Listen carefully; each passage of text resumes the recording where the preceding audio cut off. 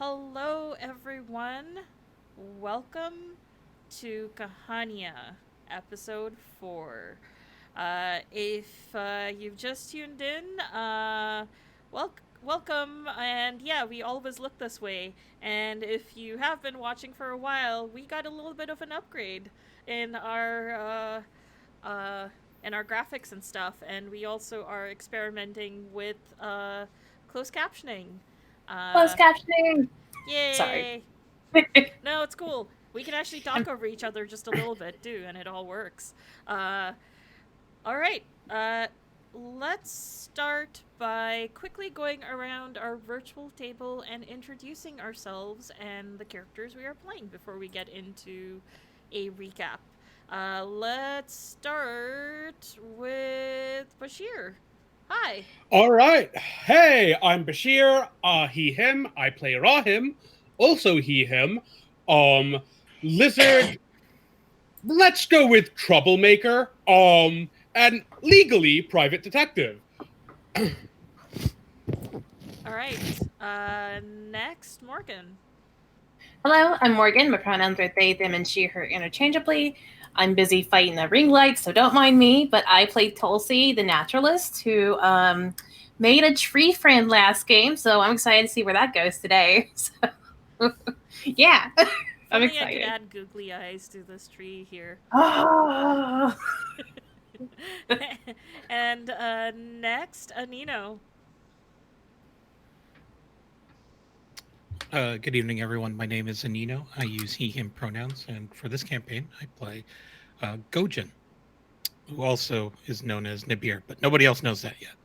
And Gojin / Nabir uses he, him pronouns as well. Awesome. And last but not least, Connie.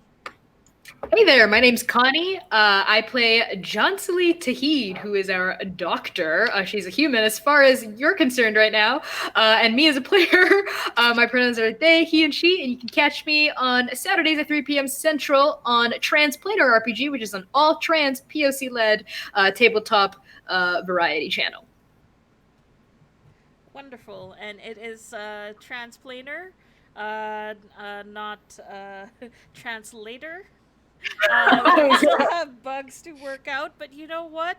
Uh, we can't. What is it? We can't make some omelets without breaking some eggs. Is That's that the right. correct Something thing? like that.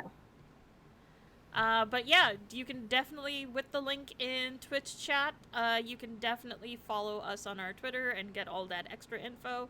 And at some point, I will figure out how to work uh, this overlay better so it can also have our Twitter feed, but this is the best I could do in short notice.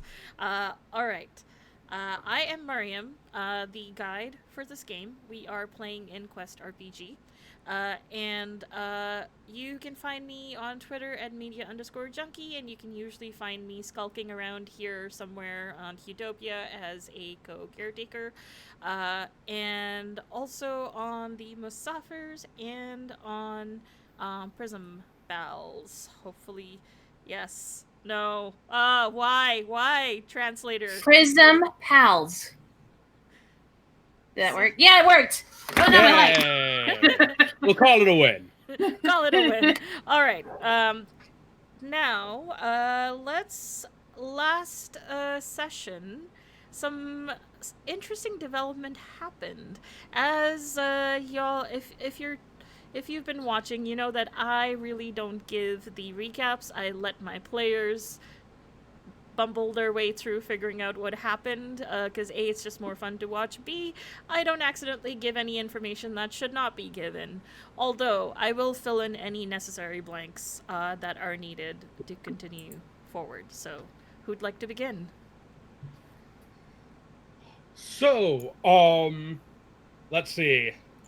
Rahim got furthered the trouble he was in a couple of ways. We got in contact with my employer.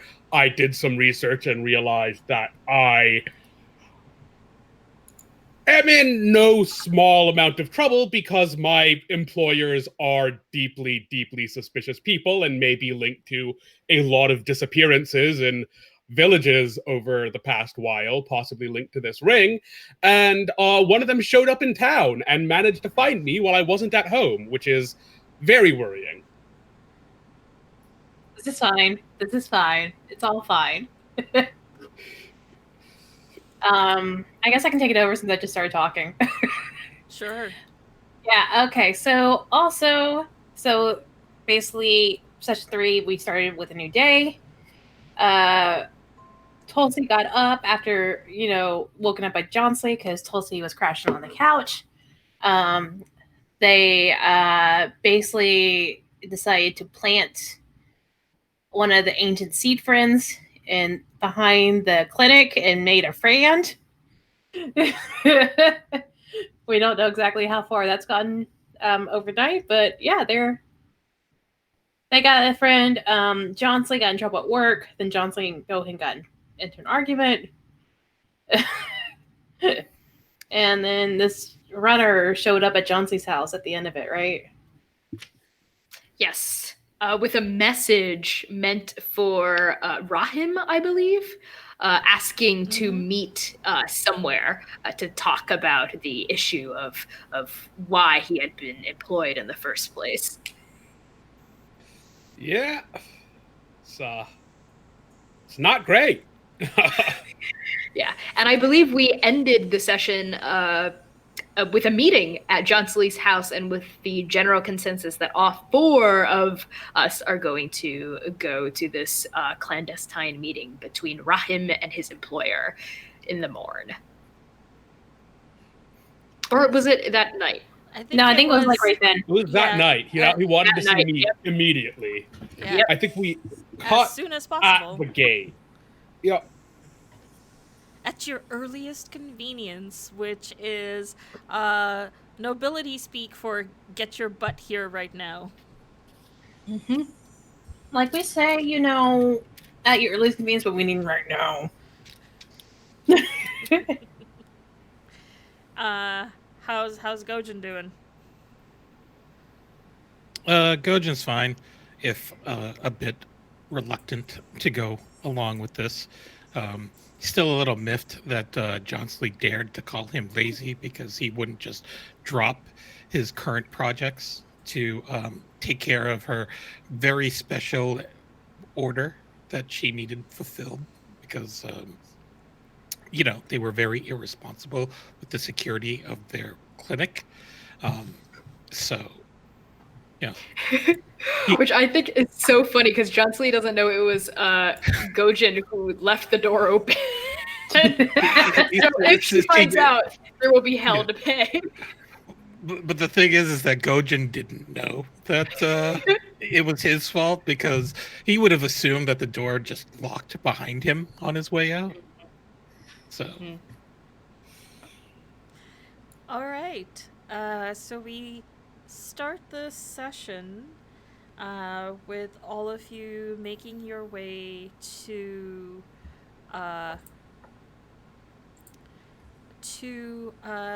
Rahim's employer.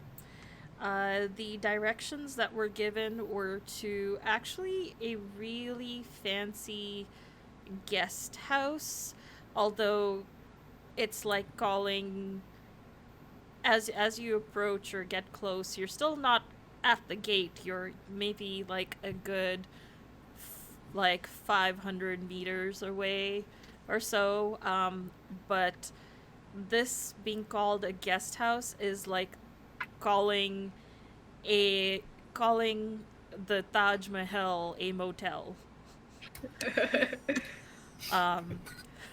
It is quite resplendent. You kind of got the hint that there is some old money dripping from this from your client, from Rahim's client specifically, as you're starting to get into an area where literally each block is probably just one residence alone.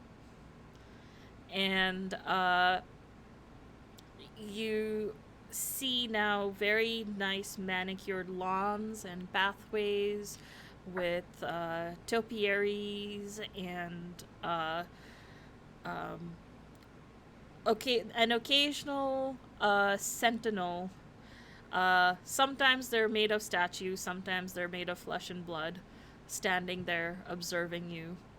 And as you make the turn to this guest house, you see that there are 2 guards at the gate doing their night watch or what have you. They look pretty much identical to each other. Cool. What do you do? Just going to kind of stroll up. We have a meeting with the master of the house, as it were. Salim, I should be expected. And one silently puts a hand out and nods, like sort of nods to the other nods and walks off. After about 5 minutes, comes back, makes a nod. The one who put their hand in front of you says, "You may enter."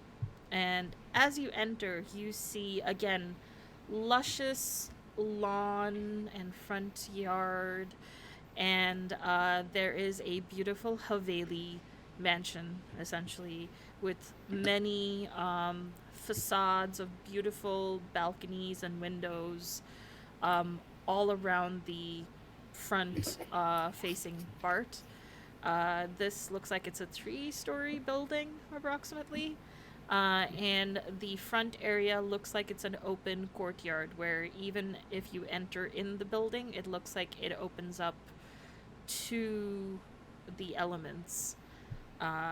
And you see at each sort of like, not checkpoint, but at like each place where it's like, okay, you're entering some threshold, there are 2 people. Again, eerily alike to each other. It's like this place has employed all the twins as staff. And this time they're not in guards uniform. They're more in sort of a uniform as like a servant of the house. Yes. I have a quick question. Mm-hmm. Do these people in here look like the guys at the door? No, they are. Okay. They are different. They're different So pair separate of twins. twins. Yes, but it seems Okay. to be there's twins everywhere. Okay, I didn't know if they're all like various clones of the same person. I just had to double check. No, that's a fair God, that question. would be really messed up. That's why I had to double It was check. Yeah, we used we used the Cosmic Forge to just clone an infinite army of guards. I don't think you can actually clone creatures from it. I believe the way as the description that I've given you, you can only clone objects. Yeah, but Like I it said, is I had very to ask. much the sort of thing that I would be worried about right now. I had to ask. Chauncey sort of looks at the second pair of guards a little suspiciously. Is her death sense pinging? What does your death sense do? You naturally sense whether any remnants of the dead spirit creatures are nearby, but not their positions. The guide will notify you when this sense is triggered. But I guess I can also like remind you of it. Yeah, no worries. Yeah, in the initial time, you may need to remind me because. Got it. No, there is no death sense. There's nothing pinging in your senses at the moment. Okay. Everything. I'm still looks creeped good. out. Yeah. I think Tulsi's bewildered, and I think she's. They're like.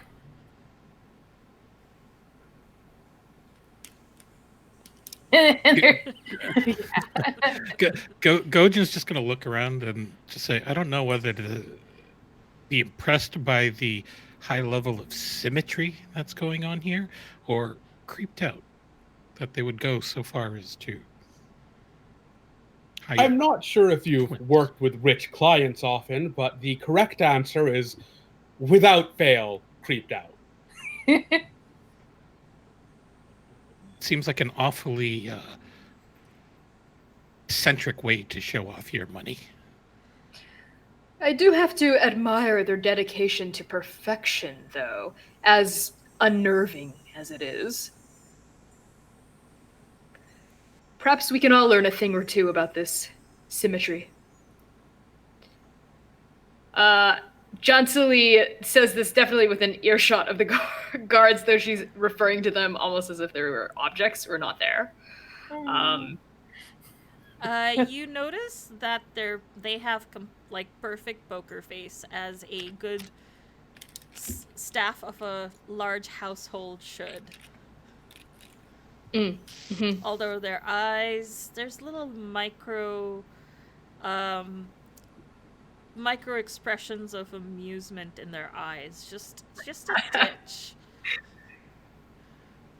So, Rahim, where are we supposed to meet your employer?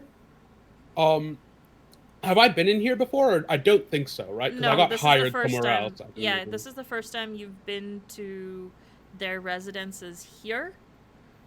And yeah, you didn't even know that they had a very nice place here, as the place you had been to previously was very large and lavish, but it was definitely, let's just say, when old money starts to run out of money, but their name kind of lets them hang on a little while longer, that sort of sense of decay. So your understanding, at the very least, was that they were really adamant to get this back because it would have revived a dying legacy. That is interesting to know. I think I'm definitely just following whatever instructions were given regarding getting to a guest room. I've kind of got my hand behind my back, ring finger hidden by the other hand, kind of wrapped around it, and follow it, like basically just kind of allowing us to be led to where we're meant to meet this person. Go ahead. I think Tulsi's sort of like at the the group's going. I think Tulsi's at the end, sort of like lollygagging because everything's so big to them and like so intricate and so pretty. They're like, "What is this? What is this?" Like just looking around at everything. So Tulsi, all the natural vegetation in this place are all perfectly manicured, not a leaf out of place, not a blade overgrown or undergrown, not a single thing that is there. Even potted plants are perfectly arranged, not a single leaf or tendril out of place. Sweet, sweet babies. And I think each time they pass one, they just kind of just boop a leaf, just to be like, "Hey, I see you. You're doing good. Keep up the good work."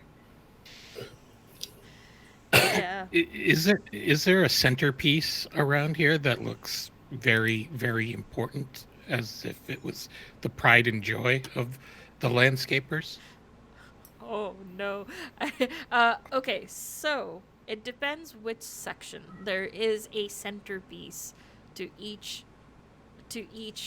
placement, but there's no like major centerpiece. There is a small fountain and a statue just before you enter that courtyard. And then in the lawns, it seems like it's a lawn that's split up into 4 sections, and each section has a centerpiece, actually denoting as you notice, each quarter, kind of the landscaping that is there is very thematic. One looks like it's sort of done with like red and orange and yellow leaves and flowers and stuff, and it all culminates to, you get like almost like waves of flames, and in the center there's this like glowing flame person. And it seems like rather than sort of a waterfall experience of a fountain, it feels more like a rise and flow, like flames flickering, almost. In And then similarly, there's a earth one, which is a lot more subdued, a lot more kind of, you get greens and browns and like rock. And there's, instead of a fountain, there's a rock garden in the middle, like the ones where you could take a rake and start, like doing some meditation. In the in the water one, that's more actually like the centerpiece is more like a lake with sort of surrounding stuff. There's like little, it looks like there's like small little like ducks and swans that are hanging out. And in the air, what it looks like air, it's almost like all the topiaries are formed in a swirl that kind of goes into a tornado in the middle. It's quite eccentric, each four place parts.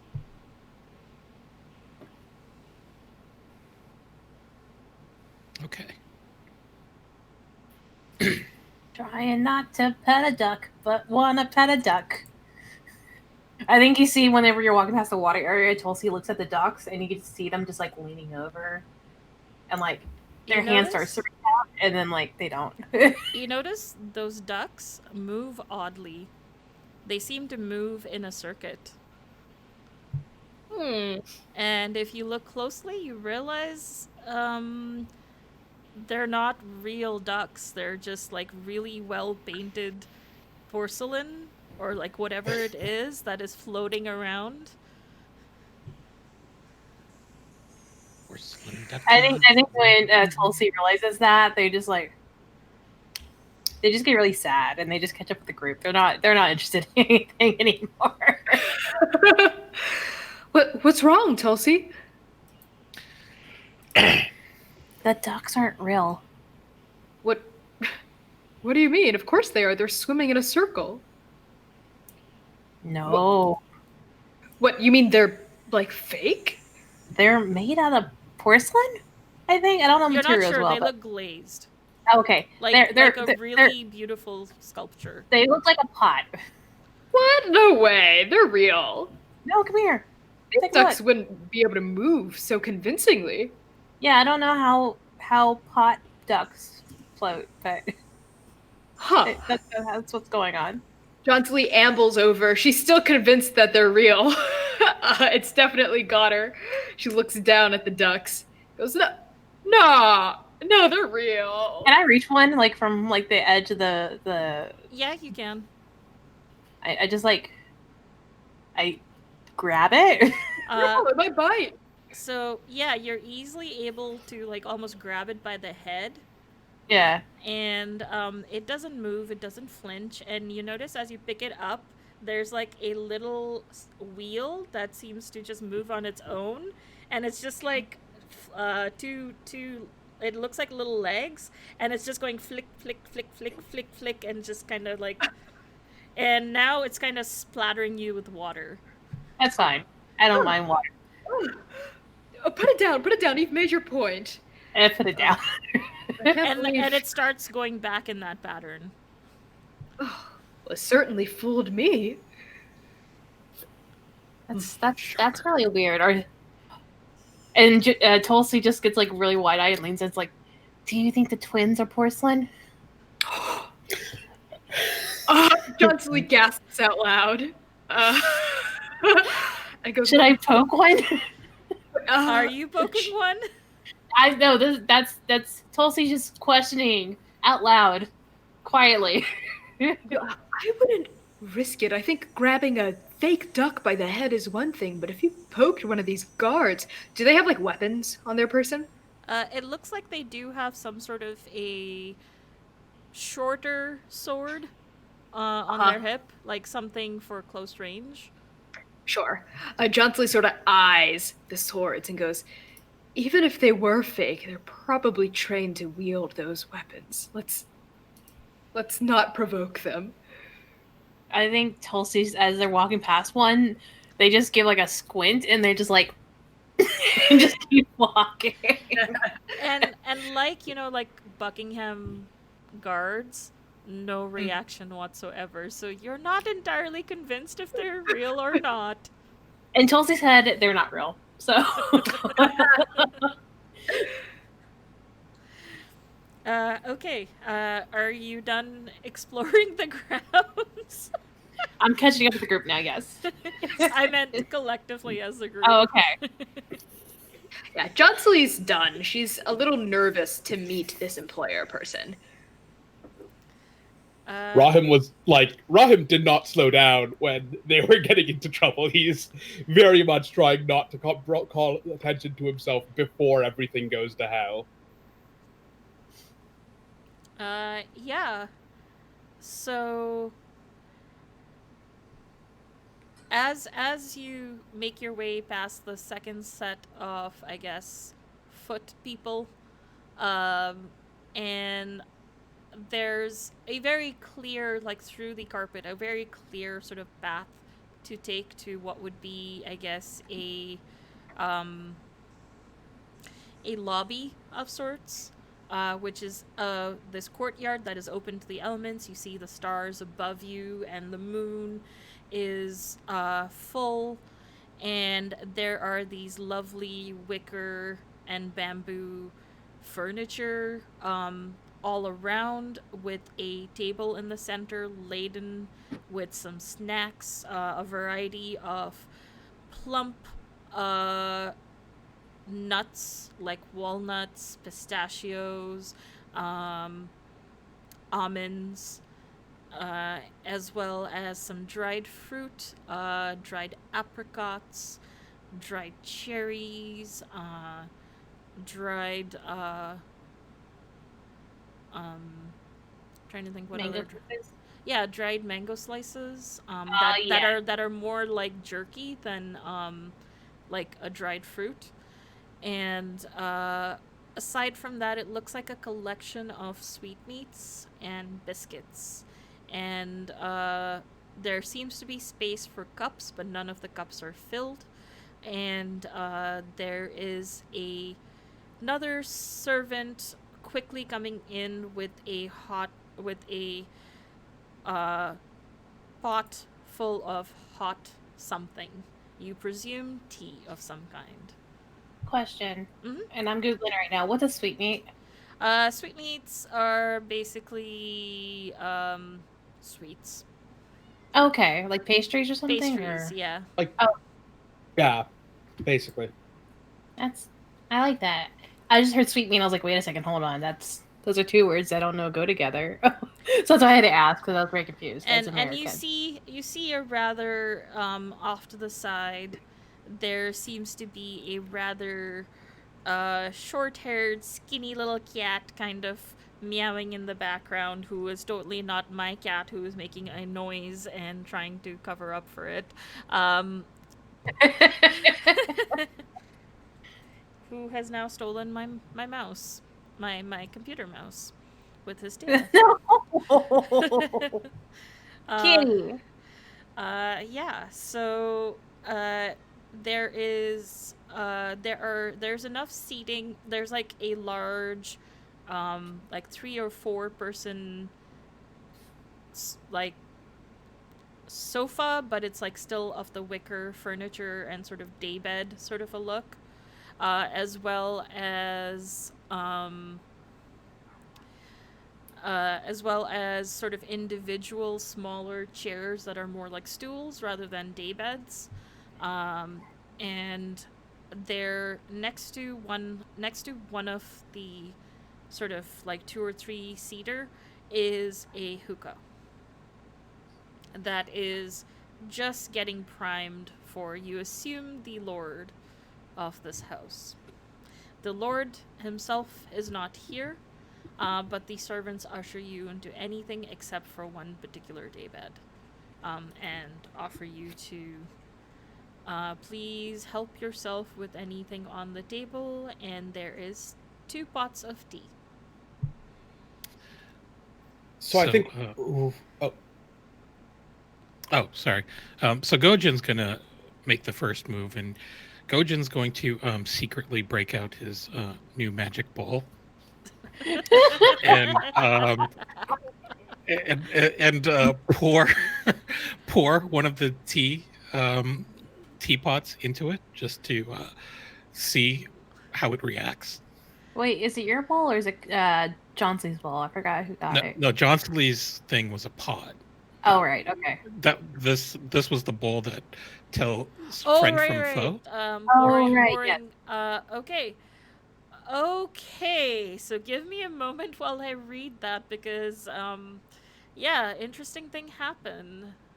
So I'm gonna read that, and I'm gonna describe what Tulsi's doing because Tulsi, I think, makes the first move for Gojin and starts grabbing all the snacks and just putting them doing a shirt basket thing and just scooping them in, and then sitting crisscross applesauce in the middle of the date, the one of the free wicker couches. That's not the the head honchos, and it's just eating snacks out of their little pouch. He's gonna Johnson look. Lee, go ahead. He's just gonna. Gojo just looks at the plates and then looks at Tulsi's shirt and is just baffled. Oh, there's Fine. spare plates there. They didn't even notice. Okay, so regarding the tea, you pour a little into your own saucer from the item you had purchased, and only you see a a servant dressed in clothes that would typically be dressed by servants and domestic help in your household come and with a big flourish go,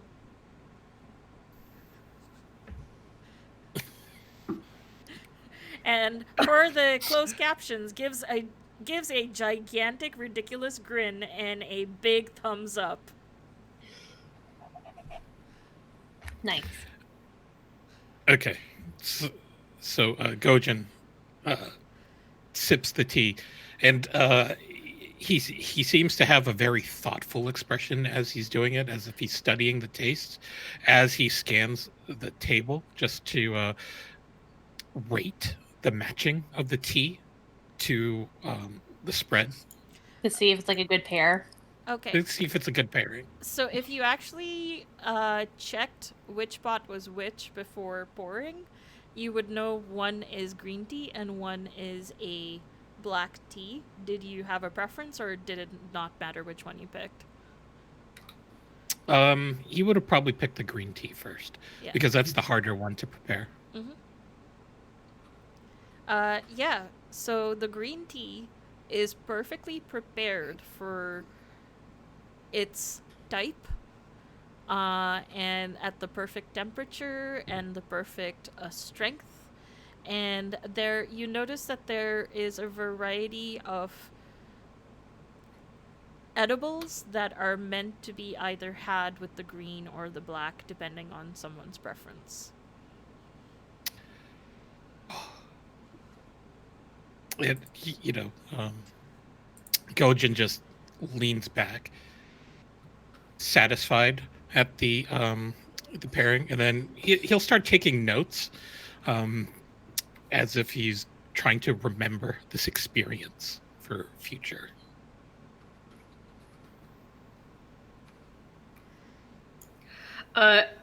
While quote unquote Gojin and Tulsi are off doing their thing, Johnson Lee takes one look at the hookah, takes a swig of her a flask, and goes right over. And she's gonna glance to see if anything's been placed in the tray and what flavors they might be.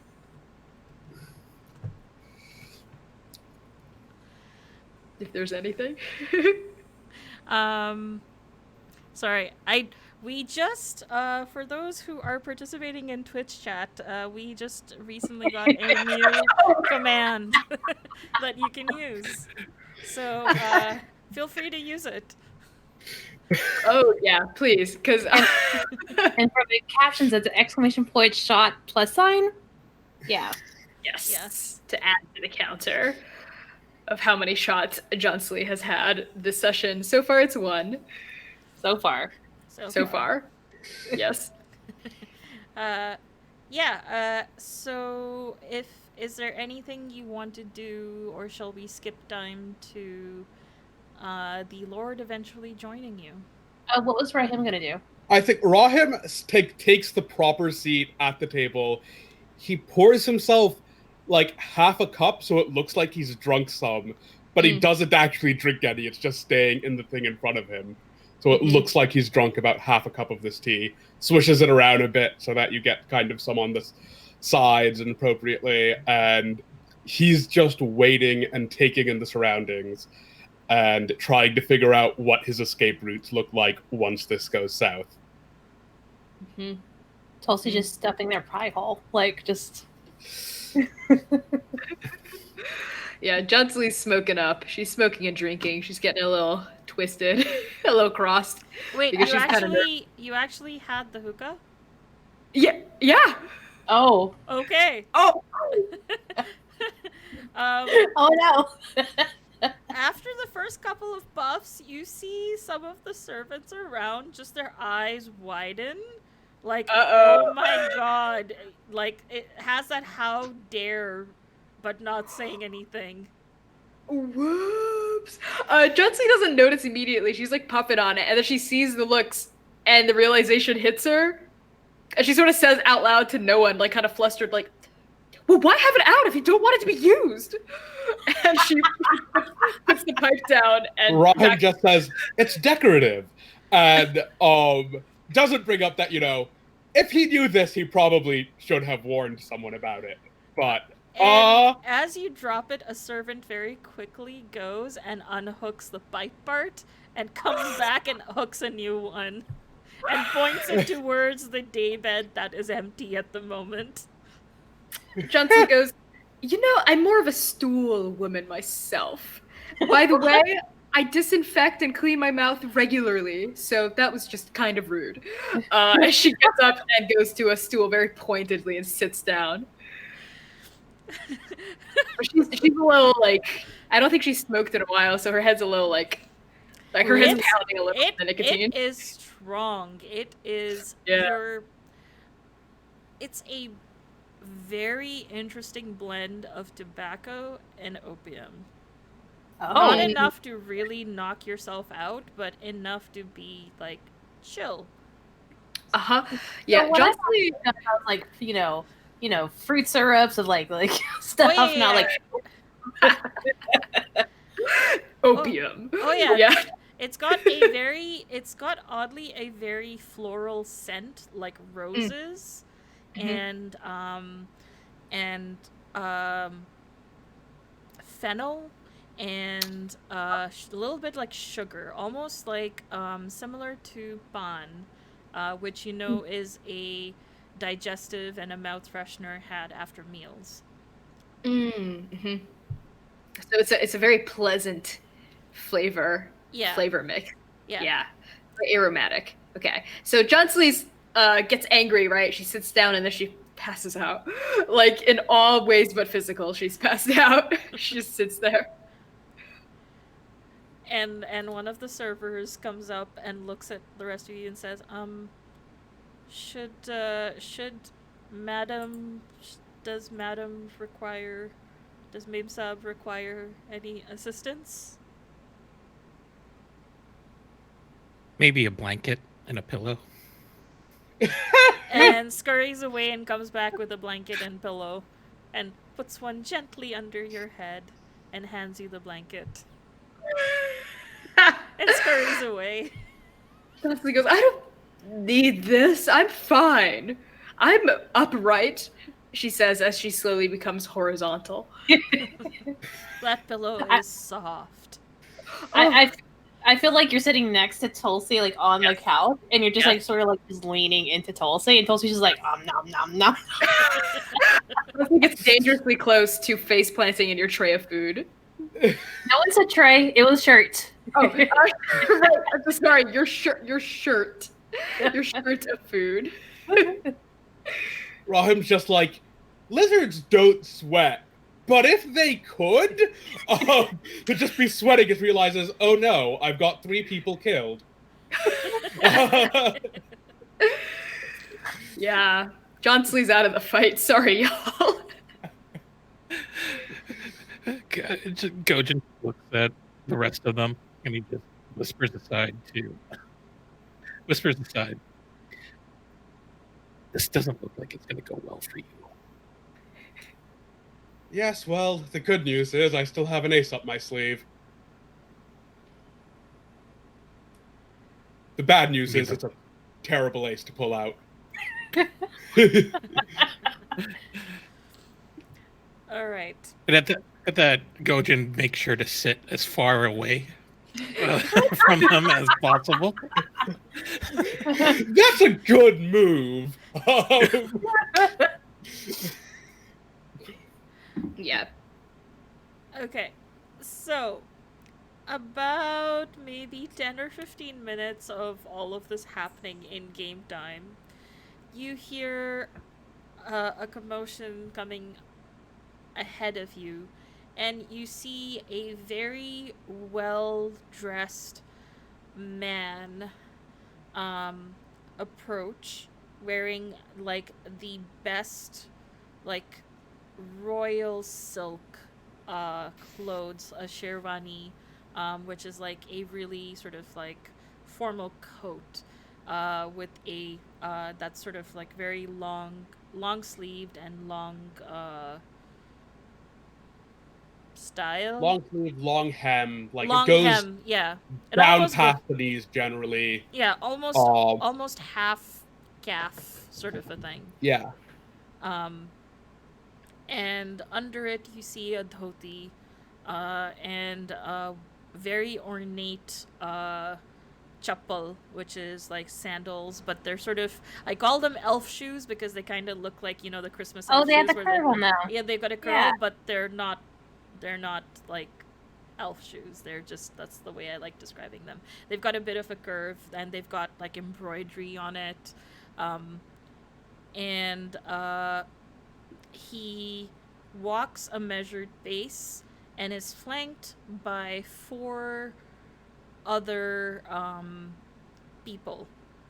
Are they all twins? Yeah, 2 sets of twins.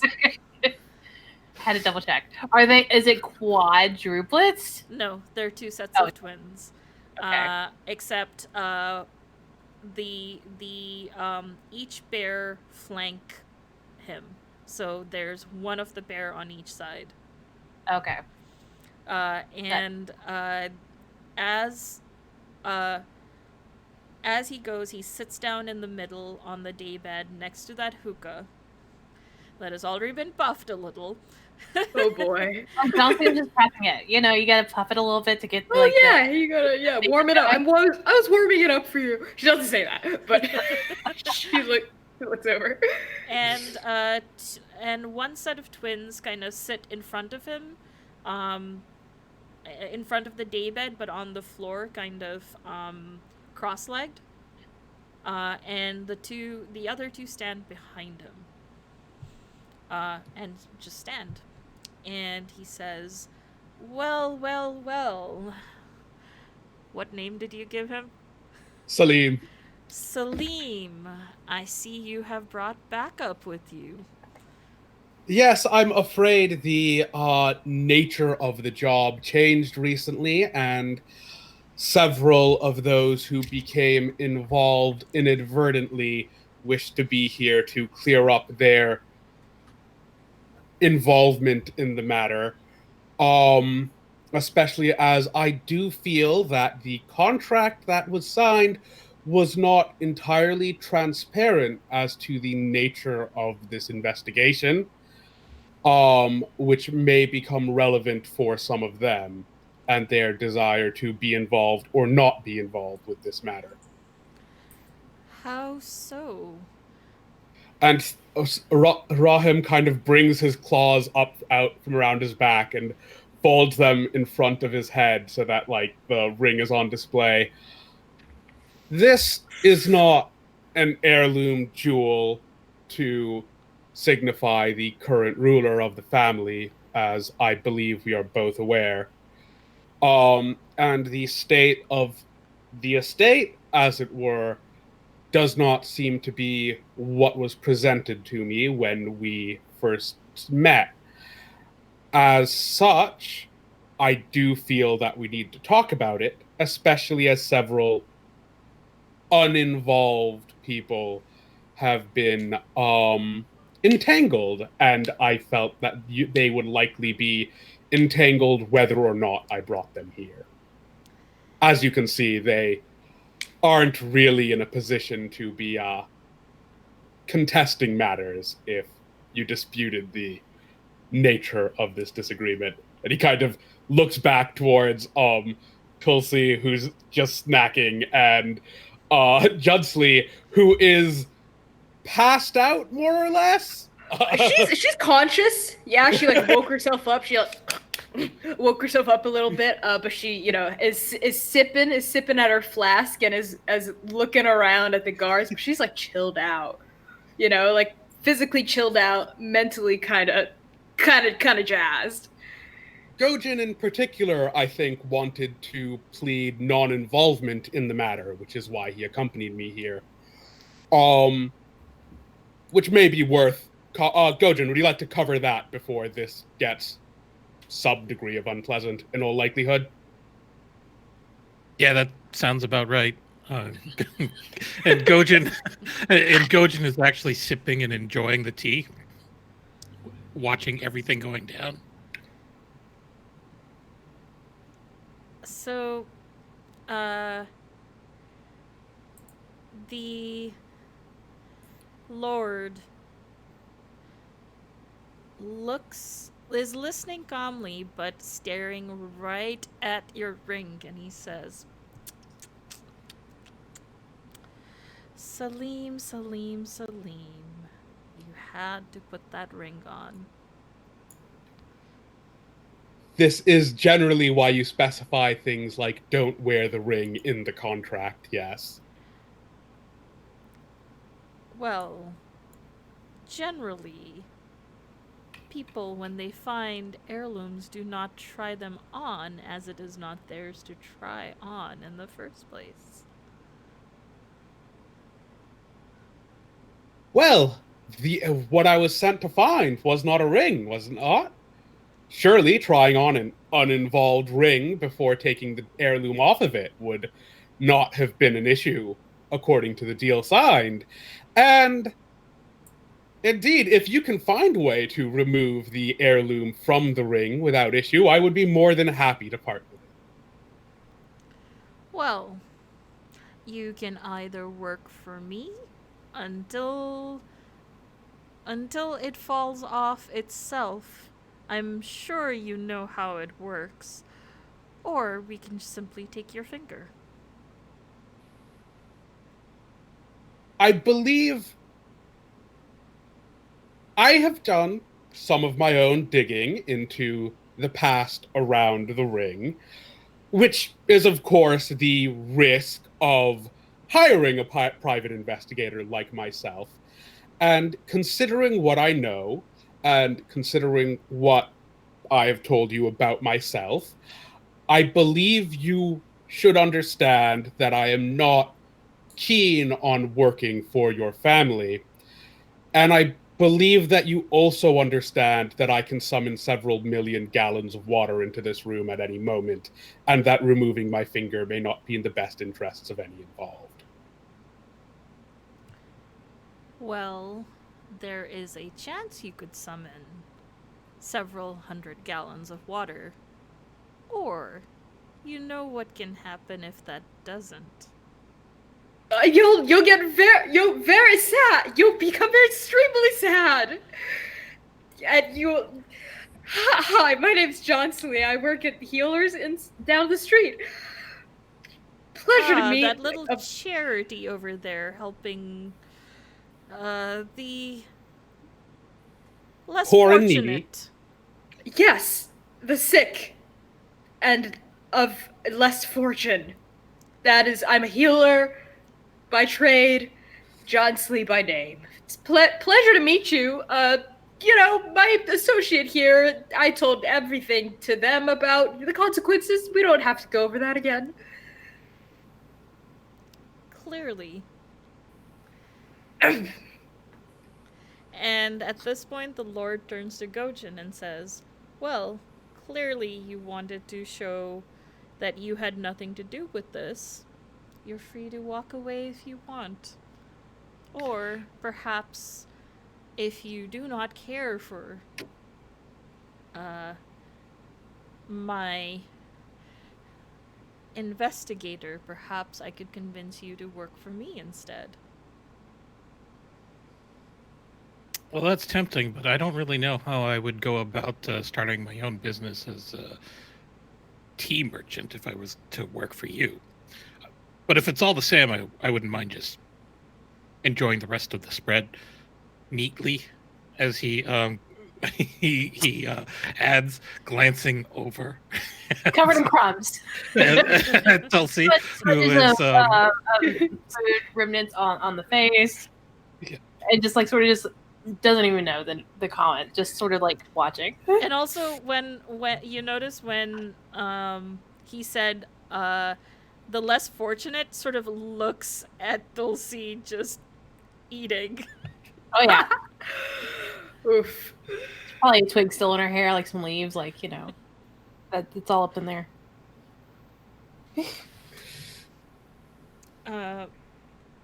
Yeah, so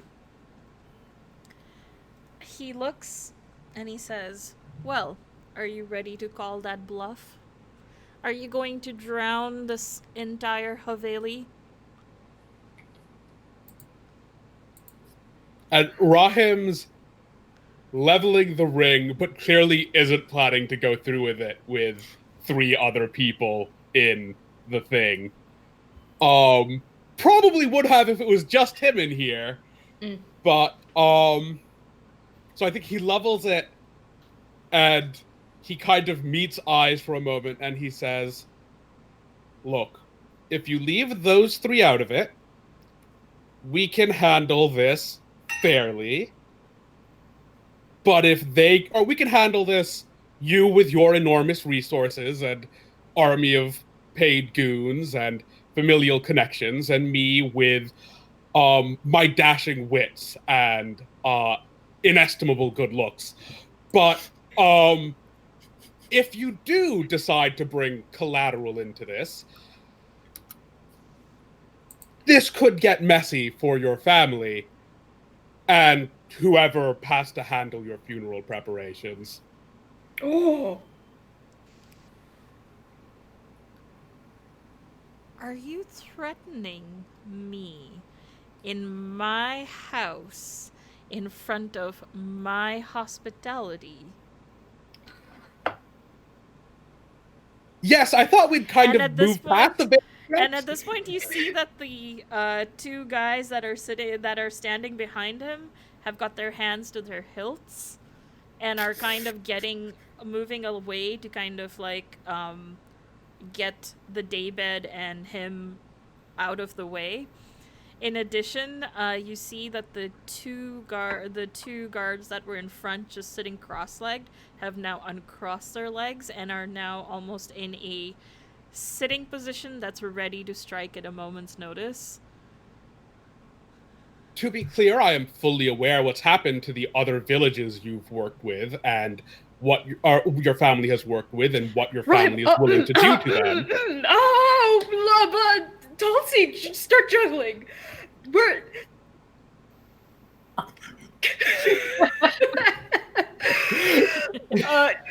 don't want any trouble. Ryan here isn't. God, I mean, not that. I didn't say. Rahim. Is that your other alias? No, I just call everybody Rahim. What's up, Rahim? Rahim here knows how to juggle. My name's Rahim, even. We don't want any trouble. Can we please just leave all fingers and limbs intact? As there's a dog barking off in the distance, aka my dog. Yep, there's a stray dog somewhere going ruff, ruff, ruff. He says, well, as long... Since you seem to know a little much, I'm not sure it would be proper of me to let such loose tongues free. Gojin just sets down his tea a little bit and just says, well, even if we were to say anything, who's going to believe? And then he just gestures at Tulsi and Johnson. Who's going to believe what they have to say about a massive conspiracy? And, well, everybody knows that Salim over here isn't exactly the most honest and straightforward of people. And, so long as you're not in the tea business, I have no quarrel with you. It's just really not profitable for you to, decide to silence us permanently. It costs me nothing either. And you notice But it would now be the such a two big goons stain on are your now soul. kind of flanking y'all. They haven't done anything yet, but the four of them are kind of circling the Okay. four of you. They still Okay. haven't made a motion to do anything yet, but they're within arm's reach of whatever. So I'm going to have to use one of my abilities now. Sure. I'm going to use my size up ability. Wonderful. What does it do? So size up means that I evaluate the capabilities of nearby creatures or group of creatures. The guide will give me useful insight into their capabilities, strength, vulnerabilities, and or resistances. At minimum, you will receive an accurate assessment from the guide about whether they would pose a fair fight. The guide will deliver this information to you narratively. For example, they might say, you notice a giant spider flinching at the sight of your torch, rather than telling you that it is vulnerable to fire damage. Okay. So the two guys that were standing, they definitely seem to be very skilled with the talvars on their sides, and you think that they may perhaps just go. They can be fast and swift with the jugular if need be. Whether they could do it with a definitely with commoners at the very least. One clean swipe. The other two, however, they seem to not really carry any weapons. You think they might be there to help manage the crowd or possibly restrain through non-lethal force.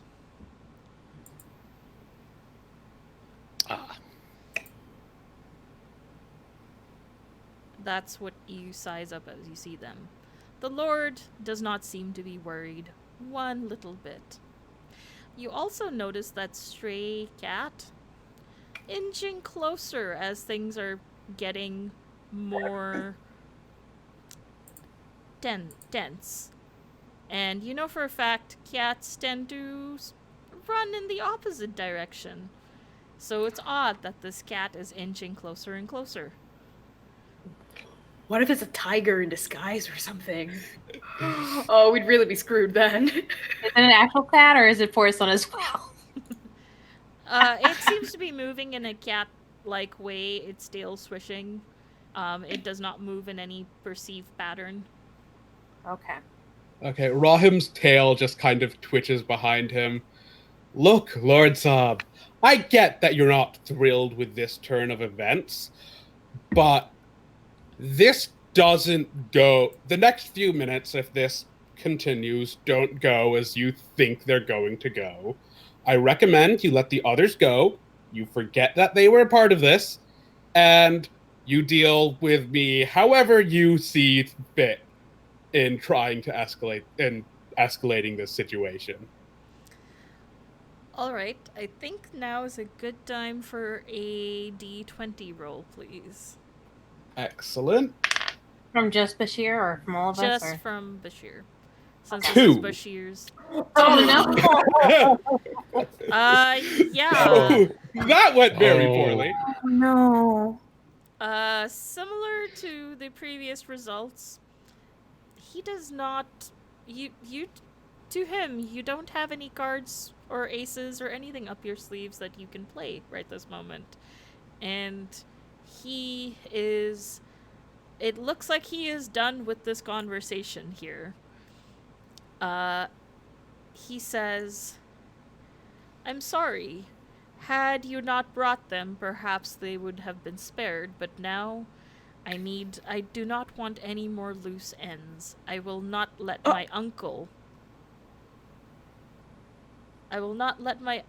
get away with this again." And does a hand gesture and starts walking away. And I think Rahim kind of kicks out of his chair to try and give chase. So I forget. Do we enter initiative now? How does initiative work in this system? I forget. So this is the first time we'll be doing combat in this system. And the way it works is the players will have a turn collectively, so each of you get to have a turn. And then I have my turn. Oh boy. Of anyone who is not the player. So I should probably have it is up to you collectively to decide what you are doing for this turn. And I believe the way combat works, I will quickly read it. You get to do a thing. Mm-hmm. So Yeah, things. I love things. like you get to do one thing essentially. Like let me see.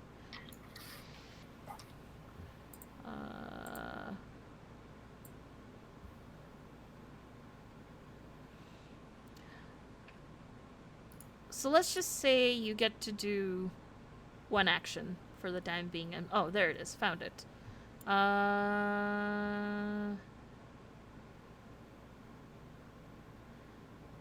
Yeah, you basically say what you want to do and you do it. And try not to have it too complicated.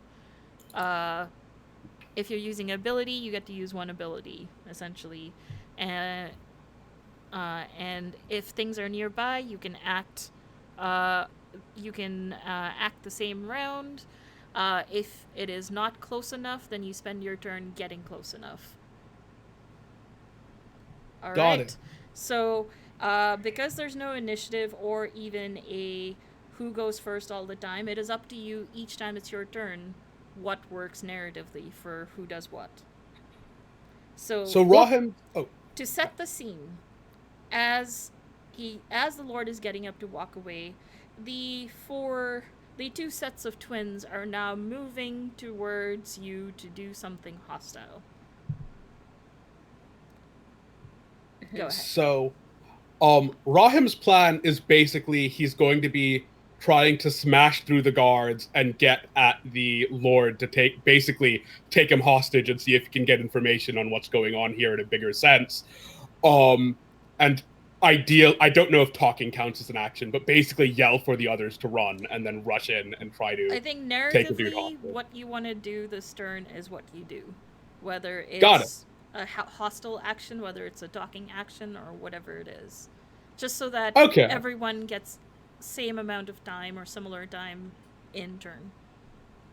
Yeah, so I think Rahim's basically just trying to tackle through the guards to get at the dude before he leaves the room. All right. If you have an ability, you can use that. If not, we will simply roll a d20 to see if you succeed at that task. All right. 12. All right. You succeed. You manage to... actually, you know what? Tell me how you get through the guards and chase your quarry. So, like, the food and stuff is set out on a table in front of Rahim, right? Mm-hmm. So he gets up and he kind of flips the table into the guards, which sends 2 pots of scalding tea into them. And he jumped over it, and through them while they're kind of dealing with that as he approaches the young lord. Okay, we'll say that you catch up in their turn. Okay. What are the others doing? I have ideas, but I want to see what you're doing before I do mine. So I'm honestly fine going last. I think Jauntily has never been in a fight in her life before. So she's for the majority of what's going on paralyzed to the couch, like in shock and fear. All right. Gojin or Tulsi?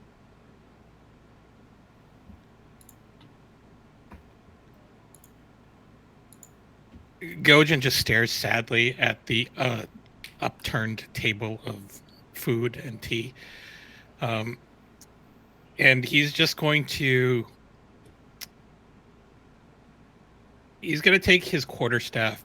He's going to hook it into one of the teapots and then fling it backwards to hit one of the two unarmed guards behind him. All right. Roll me a d20 to see if you succeed on that task.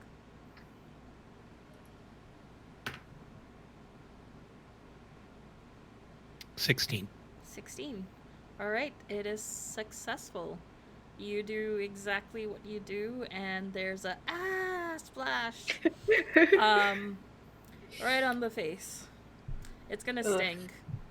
that sounds like And Was it a metal pot? Did it make a big clang as it hit him in it the was face? actually a very nice ceramic pot. Oh. Like porcelain, like it was serving. It was a serving pot. Oh. Did it at least smash his face and break apart in dramatic fashion? That is your call if as you succeed. Yes, let's do that because I want this to look cinematic. Yeah. So there's also shards to deal with. Gosh. It's splashing onto Johnson. Yeah. He's like nearby. Oh, good lord. Tulsi, what are you up to? I think Tulsi gets up and looks and realizes there may be a lot more people where they're coming from, and just I'm doing a thing. Let me find the thing. Okay. I'm going to do Spirit Caller, and I'm going to Sure. use the aspect wolf, and so you just see Tulsi howling all of a sudden, and apparently I got to howl tails. I woo. Like, That is the cutest ow I've ever heard. Ow. I woo. It's almost like ooh. Ooh, ooh. Oh no.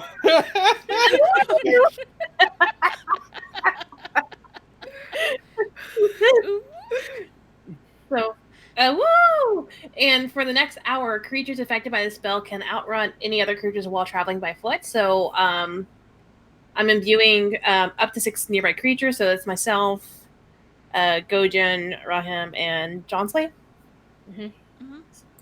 So we are now a lot supposedly a lot faster.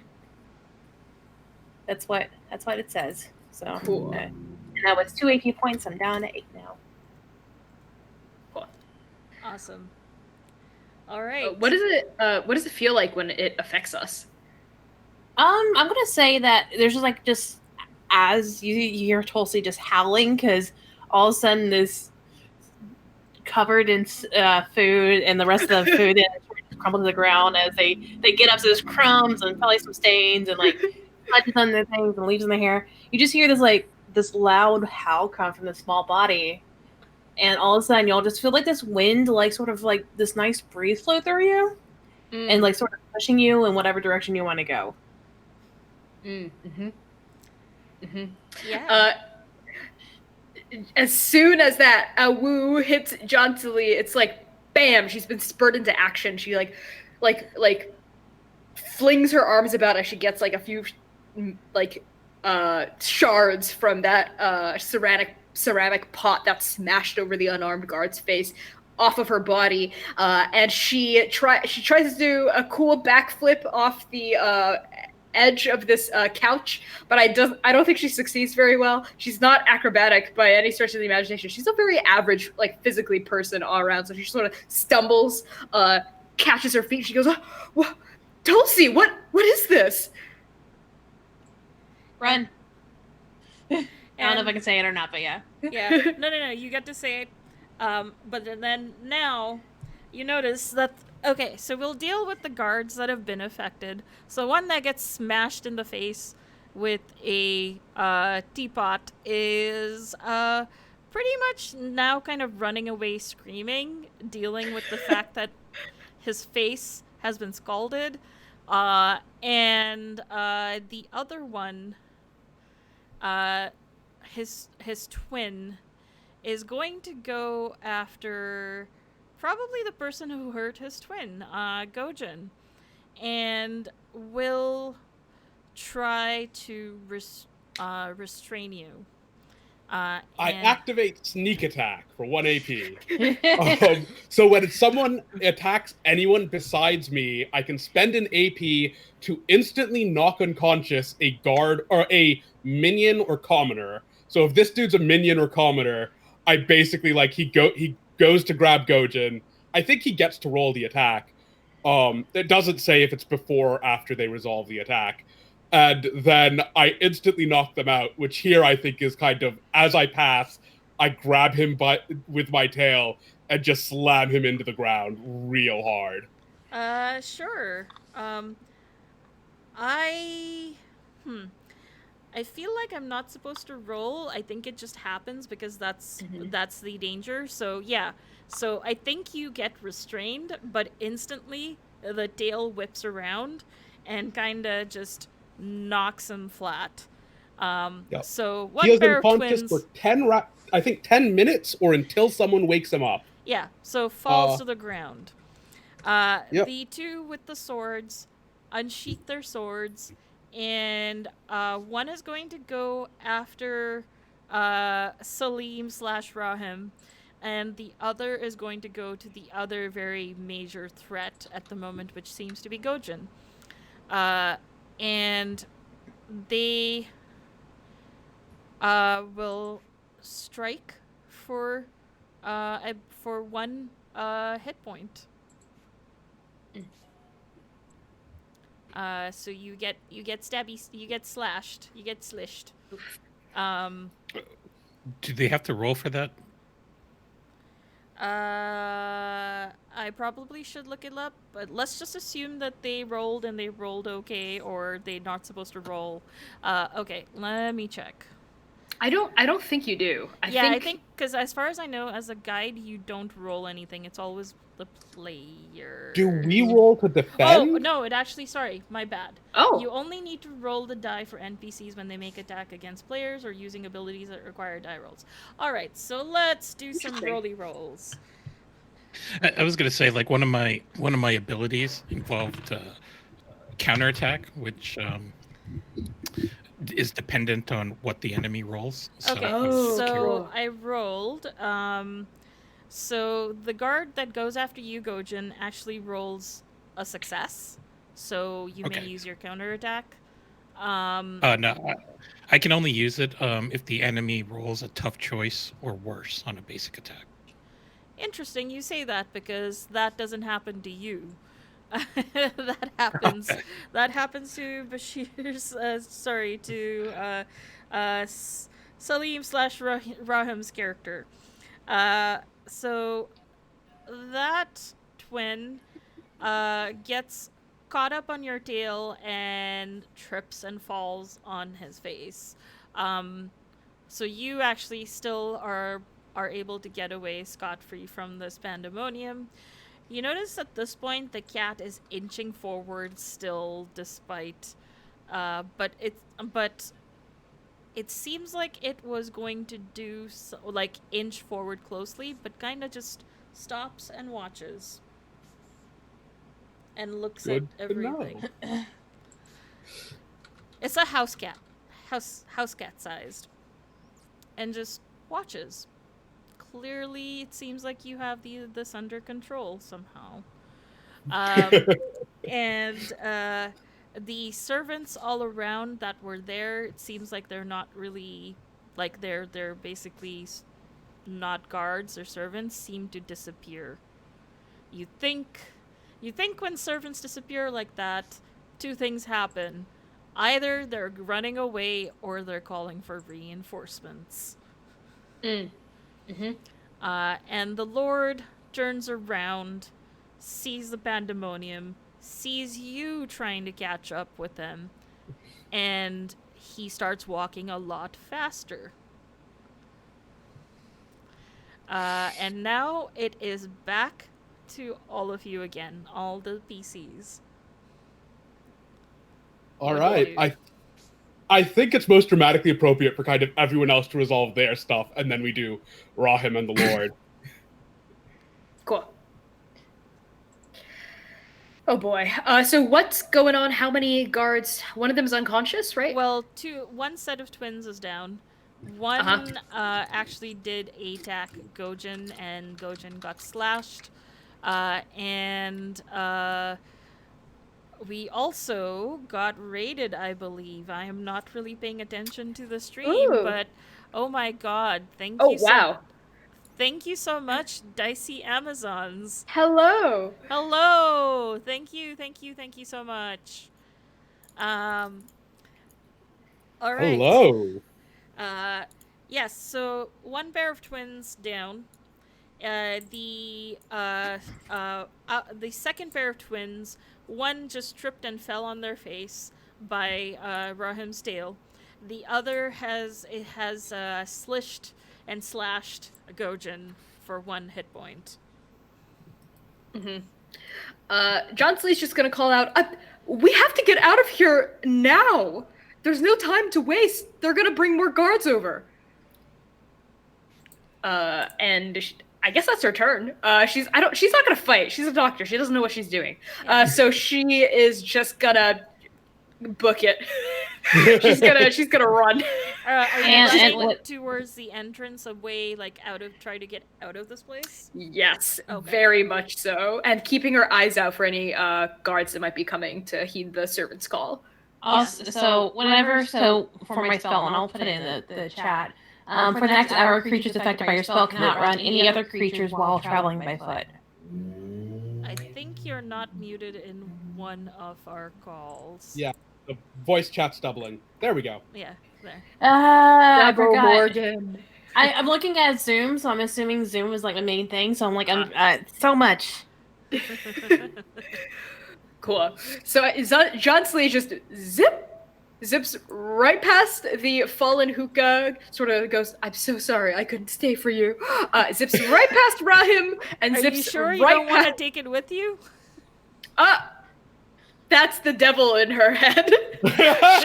Speaking, she pauses, and she goes, well, I feel fast, so I think I can do this. She's gonna try to grab the hookah. Yeah, it's quite light overall. The only thing to be aware of is that the weight of it is definitely on the base with the water. And 2, it is not securely joined. You have to hold it in the place that's holding it together. Okay, Or she's gonna the try to do bottom will that. fall out, crash, water, glass, and there are coals on top of it. Hot coals. Yes. Does it have like one of those lid things that like sort of like protects the coals and keeps it from getting colder? Not at the moment, because it was meant to be smoked as is. Johnson's gonna tip the coals out. She's gonna like try to get rid of them so they her. And then she's gonna pick it up and go, whoa, oh, I really shouldn't skip a leg day. She's gonna turn. She's gonna. Whoop. You're still quite fast because of Dulce's like spirit call wolf thing. Awoo. Oh, woo. Awoo. Whatever you did, Tulsi, it's incredible. Just keep running. Yep, you got it. And I think actually Tulsi's right behind John Slade, just running out. Gojin, what are you doing? He's just gonna glance at his companions who just decided to book it, even though he got hurt, and he's just gonna be like, You too can book it. Everyone Everyone hate can you. book it if they want. He just looks. He's just, what is going? You and he's just going to point at the guy who cut him. You. I don't like you. And if you and how dare you draw my blood? But you can play at this game, and he's going to put his quarterstaff away, and he is going to draw his new sword. Oh. And as you do, you hear the phrase that you were kind of half dreading to hear. Here we go again! as the sword is unsheathed. Yay! Slash Making a splash? slash person, because I was about to say mofo. Can other people Say hear that. I guess I could. It's just gonna asterisk my thing anyway. Slash making a splash, motherfucker. Oh no, the sword isn't good at one-liners. The only way this could get worse. Yes, it did censor you. Yep. Yeah, so you take out your sword. Yeah, and I am going to take one big giant swing at it. All right, roll them. Wasn't the ability of the sword that Oh, right. auto? Yeah. Auto So success. yeah, you please describe in as little or as much detail, well, not too graphically, how you end this poor person's life. Oh, Whoa.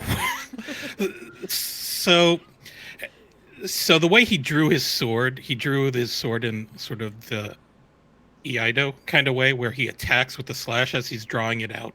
So it just comes out with a very long arcing slash that went upward from the hip to the shoulder.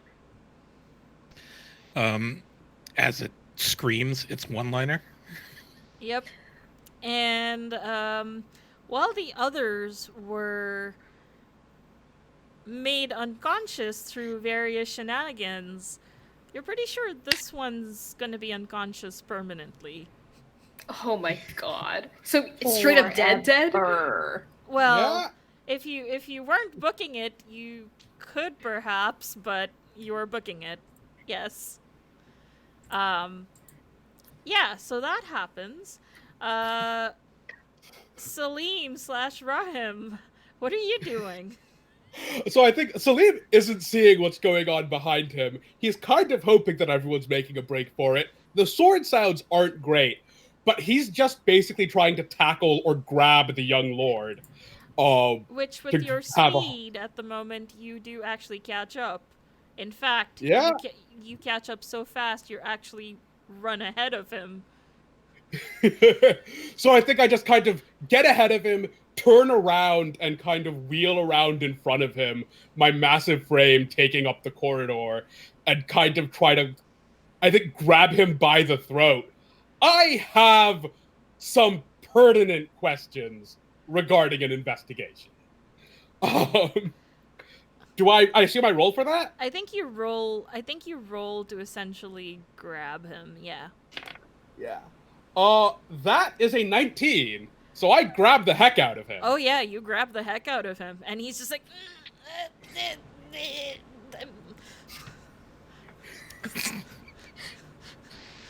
it's like pointing towards, you kind of are grabbing him by his throat, the very thing you need to be able to hear answers. Oh, right. Kind of relax slightly. Just relax enough so he can breathe properly. He is still being held off the ground, more or less by his chin and neck. Put me down this instance. Drop him. Drop him. Drop him. What is Sorry. going on with your uncle? My uncle stole what is not his to steal, and I would very much like my inheritance back. and is trying to actually grab at your ring now and trying to pull it off, but it is basically merged with you at this point.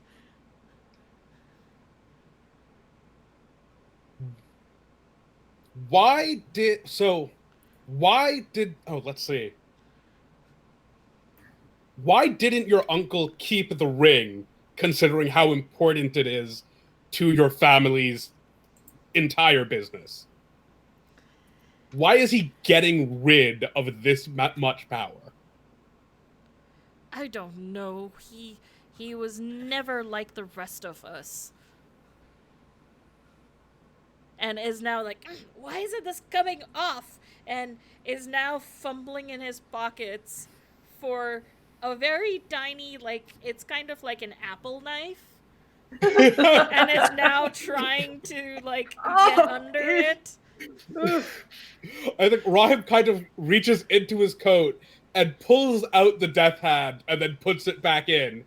I am going to put you down in a moment.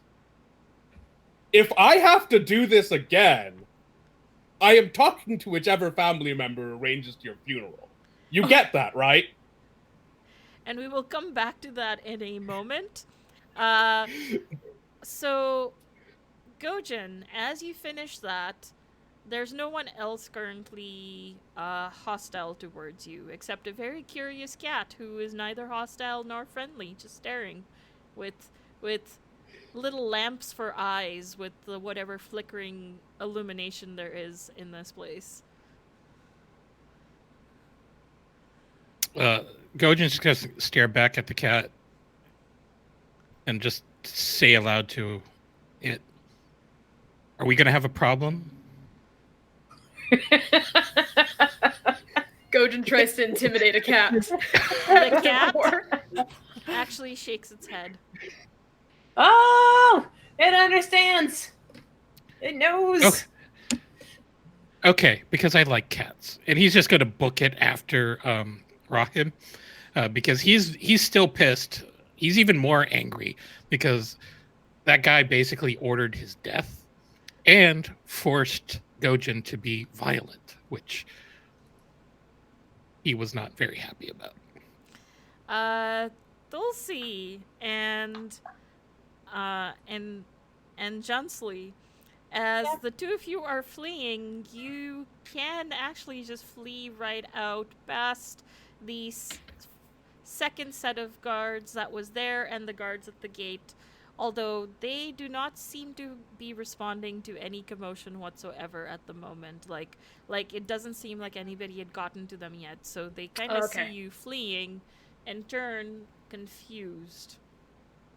But not necessarily reacting immediately at the moment. I think once Johnsley runs past Rahim threatening this dude, like with death, essentially, and hears the sword. No. Rahim is in the opposite direction. The Lord went it's a complete opposite? Okay. Yeah, went further into the house, whereas you're leaving the house. Got it. But did the sword... So when the sword speaks, is it only to Gojin, like, in his head? No, or is it, like, out loud? It. Okay, yeah. Johnsley obviously heard it and glanced over her shoulder and saw the dude get split open hip to shoulder, blood gushing, and drop to the ground. And she goes, "Holy fuck!" And she drops the hookah in shock, and it breaks apart, and the water spills everywhere. But she pauses for a moment, like in absolute horror. She's seen death before, but she's never seen it like in being conducted in an active state of killing, and that it was Gojin who just killed someone, even though he was fighting for his life, presumably, is very shocking to her. So I think she's actually just rooted to the spot. And if Tulsi wanted to tell her to keep moving, she'd probably heed Tulsi's words. But she's currently just like, what? Don't be suspicious. Don't be suspicious. It just keeps pushing.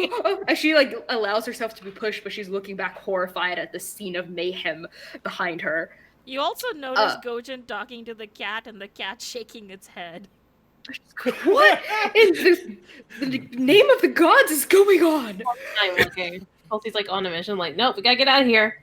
Don't look. You're don't right. You're right, Tulsi. We have to leave. It was a horrible idea to come here in the first place. Did you hear what that Lord person said? If we hadn't been here, we wouldn't have been in danger. This is all my fault, Tulsi. I'm so sorry. It's fine. Let's just go. You're right. Get it together, Johnsley. And she takes another swig, but kind of a prolonged one. Of her flask, and hustles. When she sees the guards, though, she's like, "Oh, we should slow down. Don't be suspicious." Don't be suspicious. Just you're right. Be suspicious. Don't be suspicious. Don't. She's in like a manic panic state. She puts suspicious. Don't be suspicious.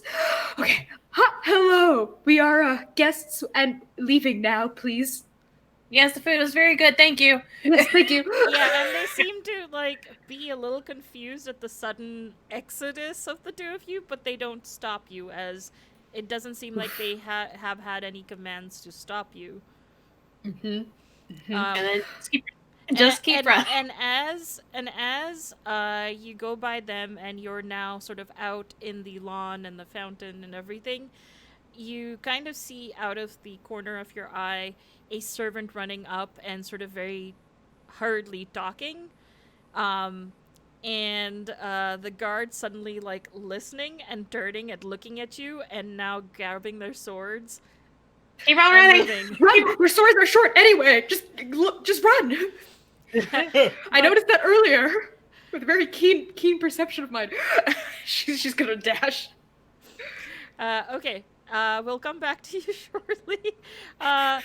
Gojin, you make your way to Rahim basically putting the Lord down, and the Lord trying to kind of with a sharp object trying to do something to his ring finger is what you perceive as you approach.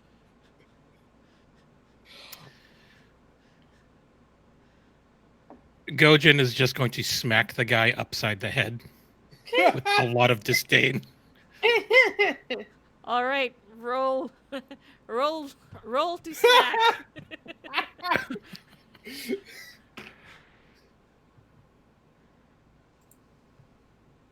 13. Yeah, you succeed. And he goes down like a sack of potatoes. Oh. All right. Rahim sees Gojin here helping and is like, "Thank you. I didn't think. Thank you. We should start running. There are going to be a lot more guards soon if past experience is anything to go by. I really wish Junsley didn't give them my actual name." And Rahim just starts booking it down the hall towards the exit, basically. So he calls back as he's running and like, "Hey, should we take this guy as a hostage?" No, it is not worth it. There's an entire noble civil war thing going on, evidently, and he's going to be an obstacle for someone else. Fantastic. And before Gojin leaves, he's just going to sheath the sword and he's going to search the guy's pockets. All right. I'm going to make you roll only because this is a timed thing. Okay. To see what you can grab in a very short period of time. We rolled an 8. 8. Tough choice. You can either grab the knife and go, or you can spend a little more time to thoroughly search pockets but face guards. The ornate knife looks pretty nice, though. Can I take the guy's jacket? Yeah, you can probably take the guy's jacket. I'm going to take the guy's jacket. It looks nice. It might fit. All right. So you take the jacket, and I'm going to say because you all are blessed with that speed, you are able to leave relatively safe. However, you are being chased, and this might come to bite you later. Where do you all run to as you eventually catch up? So one of my abilities is the feather grapple, which is a magic grappling hook. So I think like Rahib basically uses that to vault the wall, and then as soon as possible gets onto the rooftops to like try and catch up with like keep up with Junsley and Tulsi and keep an eye on them like that. Okay. So, where is Junsley and Tulsi running to? Oh boy. As soon as they leave like the area, Yeah, and of you like you the go through the gate really quickly. You maybe because of your speed, you have a decent head start before there are shouts and two sets of guards chasing you. Uh-huh. So Johnsley's thinking, we have to lose these guards. This makes you faster, but sure doesn't make me any better conditioned. Ooh. And she is going to try to bring them to a secluded part of the city that she knows, maybe like a more forested area by a riverbank, perhaps. Yeah, there are some nice sort of conservation parks and parks that are to the outskirts. Cool. She's gonna head in that direction. Let's try to lose them in the trees. Okay. Yeah, and she's gonna go completely forgetting that by the river there's mud and mud will leave tracks, and she's just gonna book it. Gojin, how with your speed, who are you following and where are you going, or are you following anyone at all? Gojin's going to return to his hotel room and grab his stuff before he heads out of the city. Okay. So Rahim, you see Gojin running in one direction. You see Tulsi and Junsley running in another towards a place where you will run out of roof. Let's see. I now know that Gojin can handle himself. And I didn't actually see what Tulsi and Junsley did in the fight. So I think I followed Tulsi and Junsley, and I'm basically just hoping that there's like a convenient tree I can grapple up. Yeah. As Like I'm there you can eventually get to trees where you can kind of grapple up, but so you're following them? Yeah. Okay, Gojin, Yeah. as you're going, you notice that there is there is someone following you. A cat. The cat's keeping up. Dang, that's a fast cat. Yeah. And And it just goes meow. And does the motion of like wanting to be carried.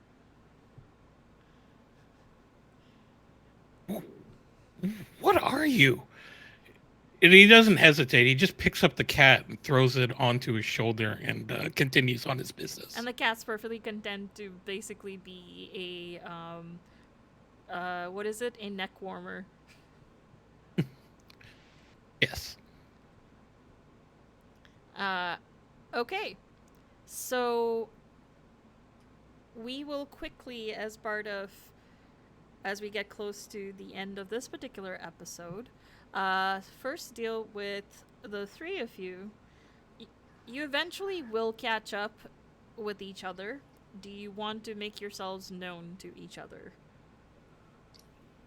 Rahim is, because he's trying to signal them and just be like, I'm over here! Over here! Like, he's basically trying to get up somewhere high and then throw the rope down to them so they can climb, and they'll be at least harder for the guards to get to. Sure, yeah. Johnsley immediately looks up and goes, "Oh, Rahim! Thank you. And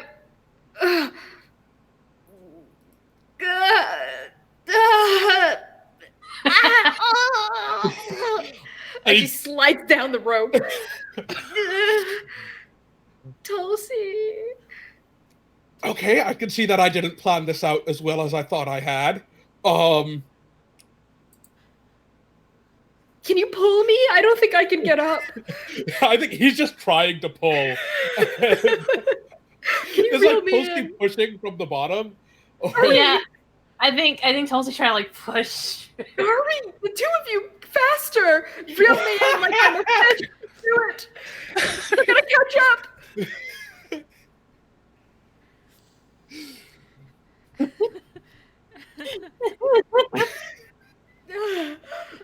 Johnslee is very undignified, very unlike her usual self. But she just witnessed a man get killed, and she's extremely shaken up.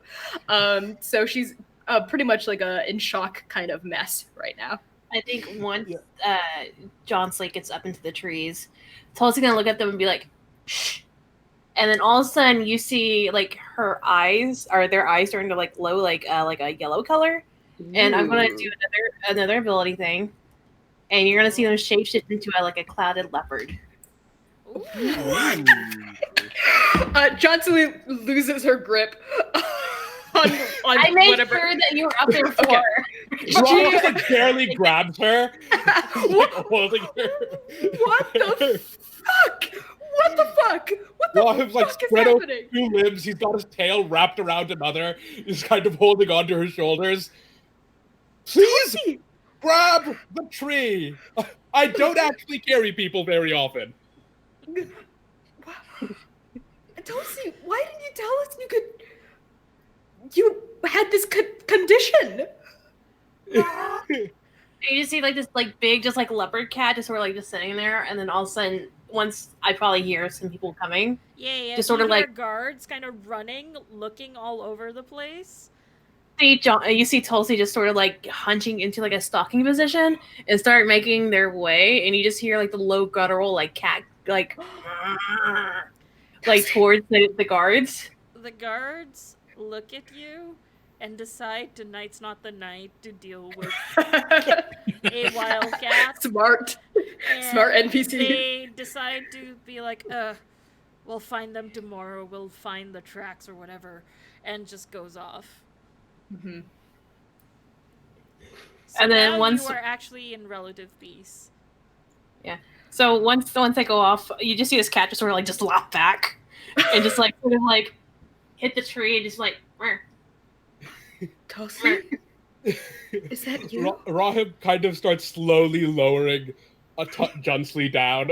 I like to think this whole time Junslee still hasn't grabbed on to anything. No, she hasn't.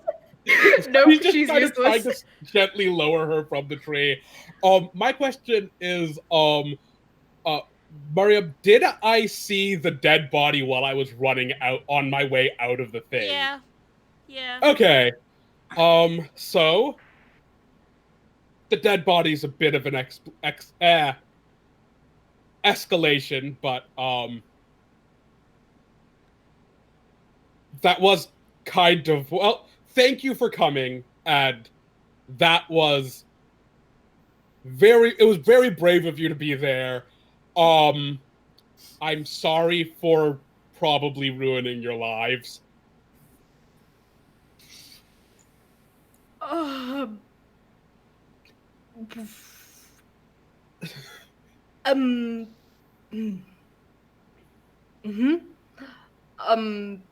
Can you put me down? Oh, right! Just finish it, drops her at the last foot or so.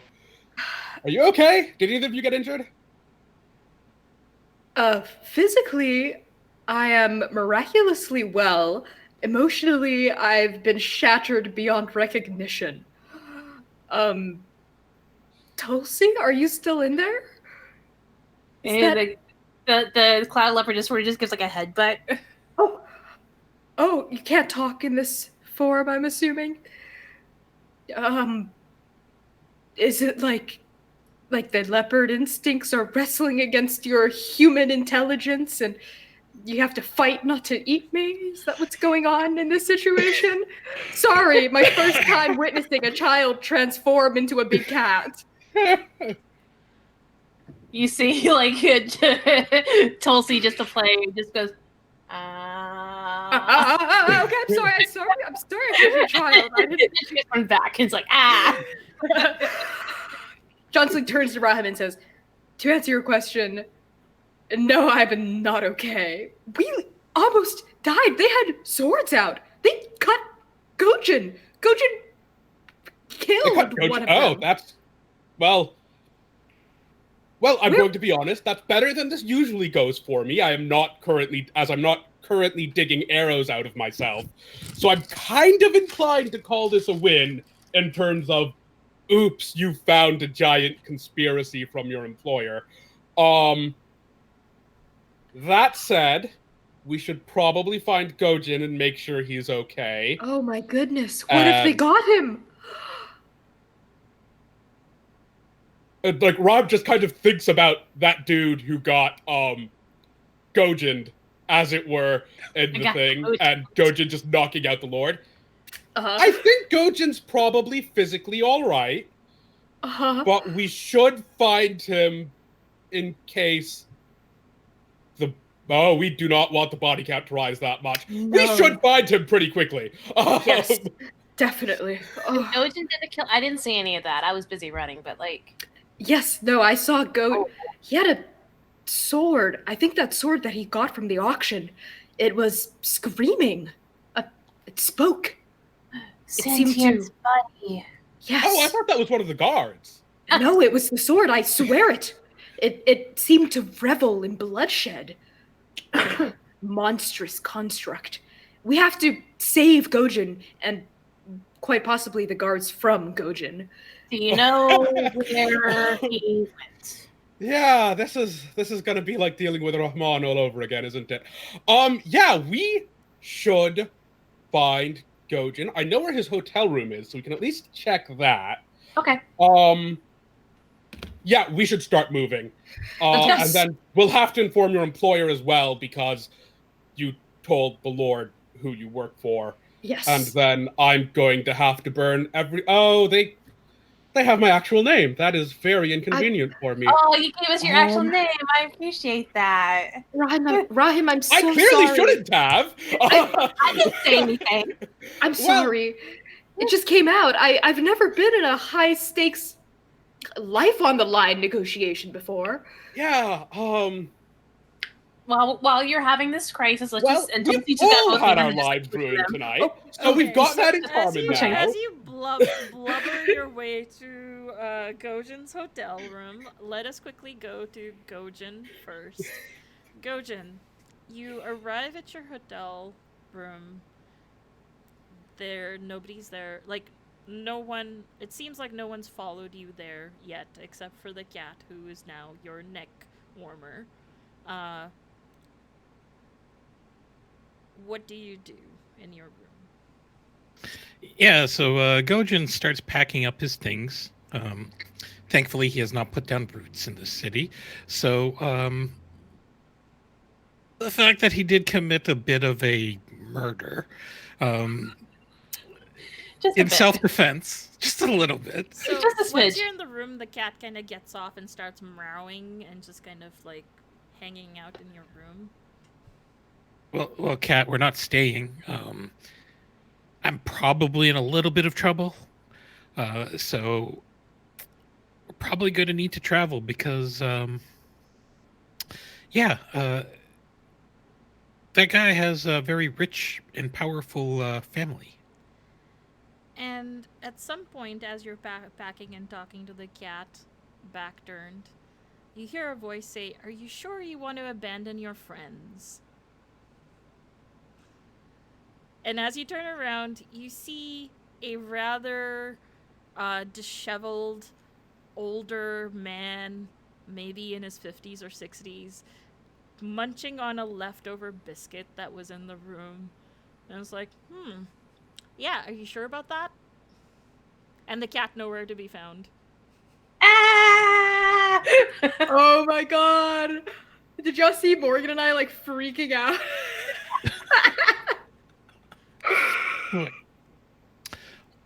Well, point of order, they're not exactly friends. I don't want to throw that term loosely. I would like to say that they're more of casual acquaintances.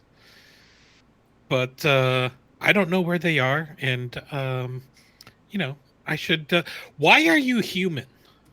Why are you?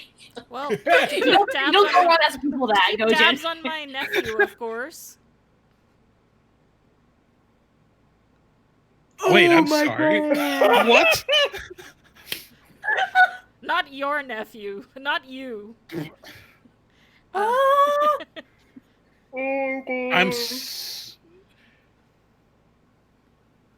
You're spying on your nephew.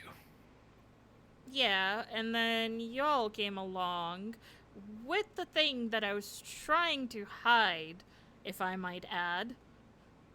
And I would have managed to get away with it if I didn't get tripped by a bunch of septuplets on my way there.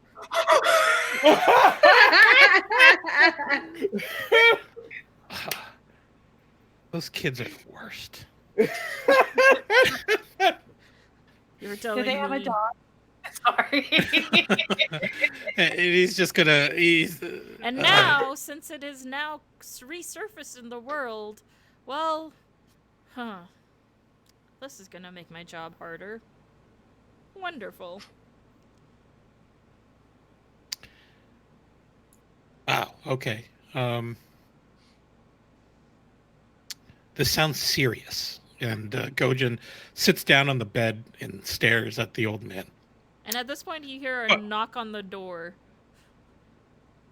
And the sounds of footsteps.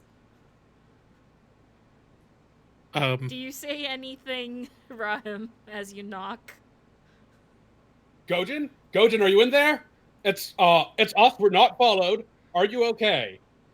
Are there corpses in there with you? Gojin just responds, "Not yet."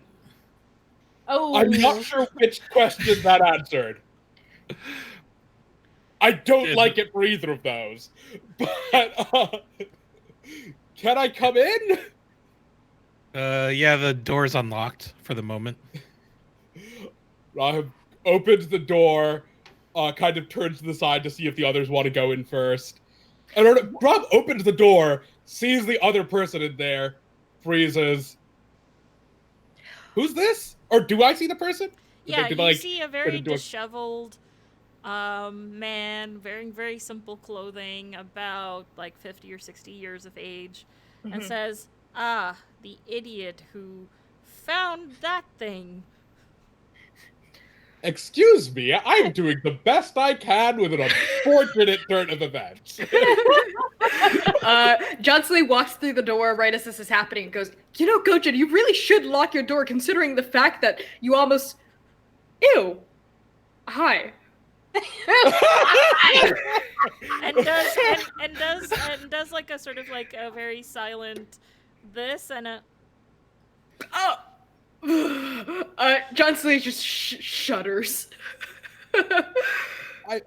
I'm sorry, is this one of your family members? I didn't realize you were in town with... No, wait, that doesn't make sense with what they said. Unless you told them a lot more than I thought you did.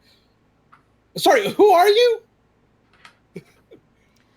Hi, I am insert Lord's actual name, but uncle. We need to write that down. Yes, at some point we need to come up with that name, which we will do between now and This is next the second episode. session in a row where it's come up and no one knew it. Lord Blank. Just translate blank into Urdu. That's the name.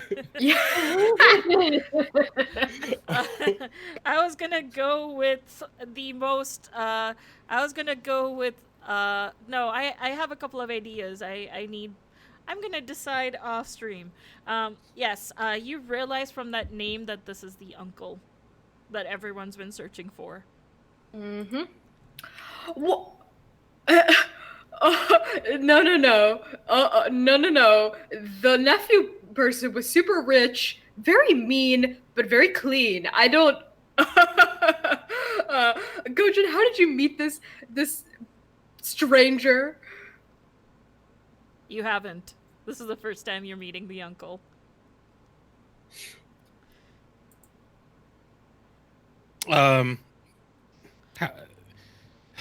I picked up a stray cat and brought it back with me.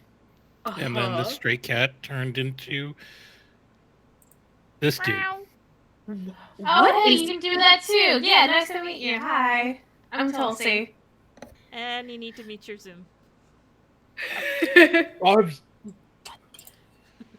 I hate.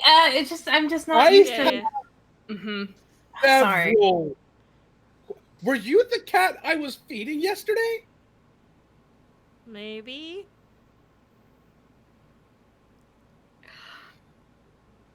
I have several questions. So do I. Chiefly, can Gojin and Rahim tell me, can either of you also shapeshift into a feline? Just tell me. No, I'm all lizard all the time. Okay, good. Well, no, but I am bleeding. Yes. I'm so sorry. Where are you hurt, Gojin? He's going to casually just remove his shirt and display his full rack of muscles, and then just point to the gash that sort of like cut across. And you see this big cut across one of his impressive pecs. John Silly, who has mostly just been annoyed at Gojin this entire time, you see her eyebrow go, she goes, that looks bulging. I mean, bleeding. It's let me help. And she steps forward, keeping an eye on this smelly older man.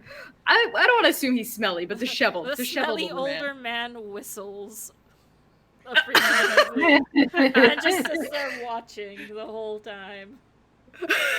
John Silly goes, "You're lucky you have the city's best damn healer on your side." And she places a hand on one side of the cut and brushes over, and as she does, it heals almost perfectly across, like she's erasing the wound from existence. And it feels like very quick stitching of your skin, but it feels like it should hurt, but it doesn't. In fact, a rather soothing sensation as your torn muscles are laced back together through magic. Does it feel like Tiger Balm? Yeah, yes. It feels like, and it smells like Tiger Balm too. And you're completely healed. Technically what this means is you immediately restore 5 HP, and it mends minor wounds like cuts and bruises and stuff like that. Yeah. So as a test, Gojin just starts flexing both of his pecs up and down just to make sure. I think Tulsi was like this. John Slade just mutters under her breath, but that's just gratuitous. Indeed. Oh no, got a creepy old man. I love it. So I figure you probably have, I don't know, tonight to maybe flee collectively. Because unless you killed my nephew, which as far as I can recall you didn't, they're going to be looking for all of you. Yeah, there were kind of too many witnesses to morally kill all the people who saw us go in there. That's your moral objection? The witnesses? Yeah, we can't kill everyone we run into. The Suns has a lot of deaths on his hands by all accounts, but most of the people there are just doing their job. And frankly, I try to do this non-lethally as much as possible. My original plan was basically to hold the nephew hostage with let's say with an ace in the hole and then go from there. But that kind of went out the window because I couldn't really threaten to summon a lake with everyone in the room. But you, Cat, Uncle Matt, I don't have a name. We don't have a name as a game yet. We have you know what? So many questions. How did you get the ring off of your family? Billy. You can call me Billy. That just Billy? means cat. And you're a lizard. Yes, but people don't call me lizard. They call me whatever fake name I've given them this hour. But you gave us your real name. I feel honored. Yes, I shouldn't have. It was a clear mistake. We're I've given skipping one town. person my real name before starting this, since starting this job, and within 24 hours, it's out in the open to a conspiracy that wants to kill me. But yeah, welcome the ring. to our How did you get it family. away from your family? Why did you get it away from your family? What's going on with the villages with everyone disappearing? Why was it in a statue instead of sealed at the bottom of a lake or used for non-nefarious ends? What's Well, I figured going- if they were going to go into a nice set of statues, they would be basically hidden in plain view, and someone would have displayed it in their home, and it would have been perfectly safe there for hundreds, if not many, many years. But no, you had to go take that job. You had to go investigate it. You had to go and to that auction and beat me to it. This is literally my job. You get that, right? I am actually good at this, even if I don't, even if I mostly use this as an excuse to cause mayhem internationally. You know, your plan, cat, man, actually wasn't a bad one. But if there's anything I've learned from my medical apprenticeships, it's that no plan survives contact with reality. Clearly. We need to skip town tonight, and you, she points at cat uncle, you're coming with us. Must I? If there's another thing I've learned from med school, med apprenticeship, it's that insurance is expensive but necessary, and you're ours. Wait, how am You I have- insurance? You are the uncle. only witness we have to whatever the hell it is your family has done with this thing. Yes. And what Ryan whatever said. the hell happened to all of those villages. Like, you're the best source of information we have who isn't dead or actively trying to murder us, or a magic ring bonded to my finger. Yes. And not to call you a hostage, but in dire situations, perhaps we could use you as leverage. To be clear, you do are not a hostage. I have realize ethical I could concerns just with turn taking into a fly innocents and to- just go, right? You can turn into a fly? And turns into a very large beetle and starts hovering around. No, I have so many questions. Do not ditch us. Can if they're gonna turn into a beetle, I think Tulsi's like, oh, a game, and turns into a bird, maybe like a parrot of some sorts. Oh my god, are you gonna eat him? I'm just gonna just try to grab him with my beak. Uh-huh. So he's still. And before you Hold can on. before you can turn into a bit, grab with a beak, sort of turns. It's like, look, if you just wanted to go out with me, you should have said so.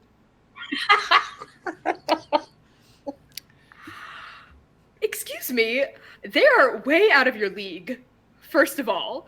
And second of all, you will not be talking to my dear friend Tulsi with such suggestive tones while I'm around.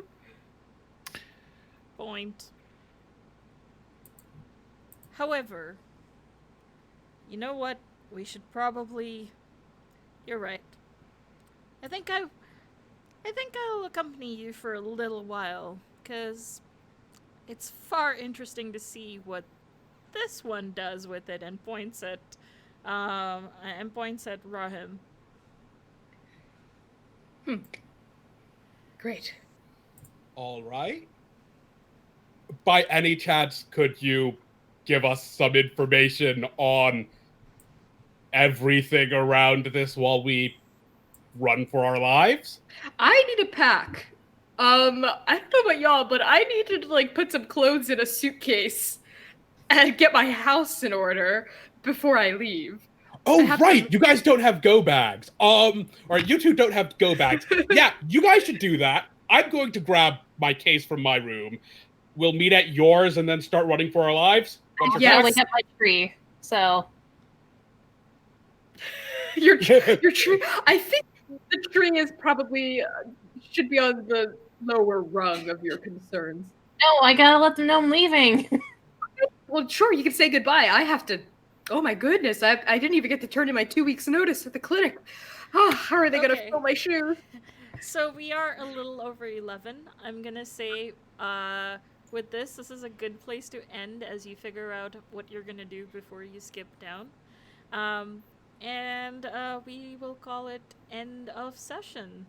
Uh, so there are some things you get because you kind of dealt with something that's been happening in the last 4 episodes. So off stream, I will give you your AP reward as well as you get to pick an ability to tack on. Excellent. So before we quickly go around the table, we will our stream is bi-weekly, which means we will be every alternate week. So next week will be game roulette. With I believe we are doing for one night only. With 4 being FUR fur. Um, a cool cat. I think LARPing game written by Simon. Yeah, so let's quickly go around the table. Please tell us who you are, where we can find you on the internets. We will just go the other way around. So, Connie. Great. Am I muted? No, it's a little confusing. Hi, I'm Connie. My pronouns are they, he, and she. I played the lovely Johnslee and very frazzled Tahid, the doctor, in this campaign. You can find me on Twitter at @byConnieChong. You can also find me on Tumblr at @DandDaddy Issues. I'm also the GM and executive producer of Transplanar RPG on Twitch, Tumblr, Twitter, Instagram, and YouTube. We are an all-trans, POC-led, 100% homebrew tabletop roleplay game live stream that streams every Saturday at 3 p.m. Central on Twitch. Our 5th episode is coming out this weekend, the 22nd, Saturday at 3 p.m. on Twitch. You can catch a written, succinct, but detailed recap online at bit.ly/transrecap, or just follow us on Twitter, Transplanar RPG. I'm done. Awesome. Anino. How's it going, everyone? My name is Anino. You can find me on Twitter at Anino Gaming. Let's see. The next time I'll be on stream will be this Friday on the Wandering DM channel for our Cyberpunk Red episode. And then again on Sunday over on the Other Doc channel for the next installment of Ghosts of Saltmaw, a dark matter adaptation of Ghosts of Saltmarsh. Awesome. Morgan. Hi, I'm Morgan. You can find me on all the socials at Serena Bezos. That's SIRENABESOS. Streams I'm doing. This upcoming Sunday is our finale for Balik Bayan, which is a post-apocalyptic cyberpunk Filipino sort of game. It's super fun. We're getting our finale. I'm super excited about it because I play a dark, edgy character, which is weird for me, but I do it. Yeah. Monday, I'm actually guest starring in a show called D&I Crew, which is a Bulldogs Fate System game. It's going to be on D&I Crew Twitch. I'll if you follow me on social, be my friend on socials, and I'll share the links for y'all. You can also find my podcast, Powered by the Players, which is an actual play podcast, Powered by Apocalypse Games, one-shots and mini campaigns. We should be releasing our final episode of Bluebeard's Bride this upcoming Tuesday, if things go right, and the editing wizards are with us. And yeah, that's it. Be my friend. Okay, thanks. And I am Bashir Horse. You can find me at Twitter at Bashir Horse, or at itch at havocfet.itch.io. I played Rahim, he, him, giant lizard, troublemaker, and private investigator. Yeah, that's me. And I am your guide for tonight, Mariam. You can find me on Twitter at media_junkie. You can find me here every alternate Wednesdays. You can also find me generally being in some form, shape, or form, doing something for Huetopia. I am also the GM of the Musafirs, which we should be coming out of hiatus shortly. And also a cast member of Prison Pals, which, yeah, I give up on the captions, but hey, we have captions now. Prison Pals. Did it work? No, it's Oh. Prism. Yeah. Pris- Anyways, Media Junkie has all the information.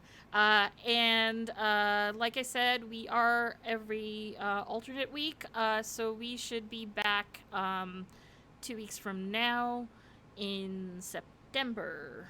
The exact date is not off my head, but anyways, if you follow us on Huetopia, you'll get on Twitter. You should be able to get when we go on next. Words are hard. Now I believe we are going to be raiding. Since we are all disaster children here, we will be raiding. I believe it is our finale tonight. We will be catching them on the tail end.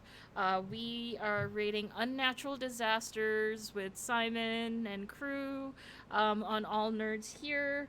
I did put the raid command, and now I am actually going to put the raid all nerds here. So if you can stick around a little longer, we can go say hello, give them some love, and see them off on their last episode. All right. Yay. Until then, bye everybody. Love you. Take Bye-bye. care.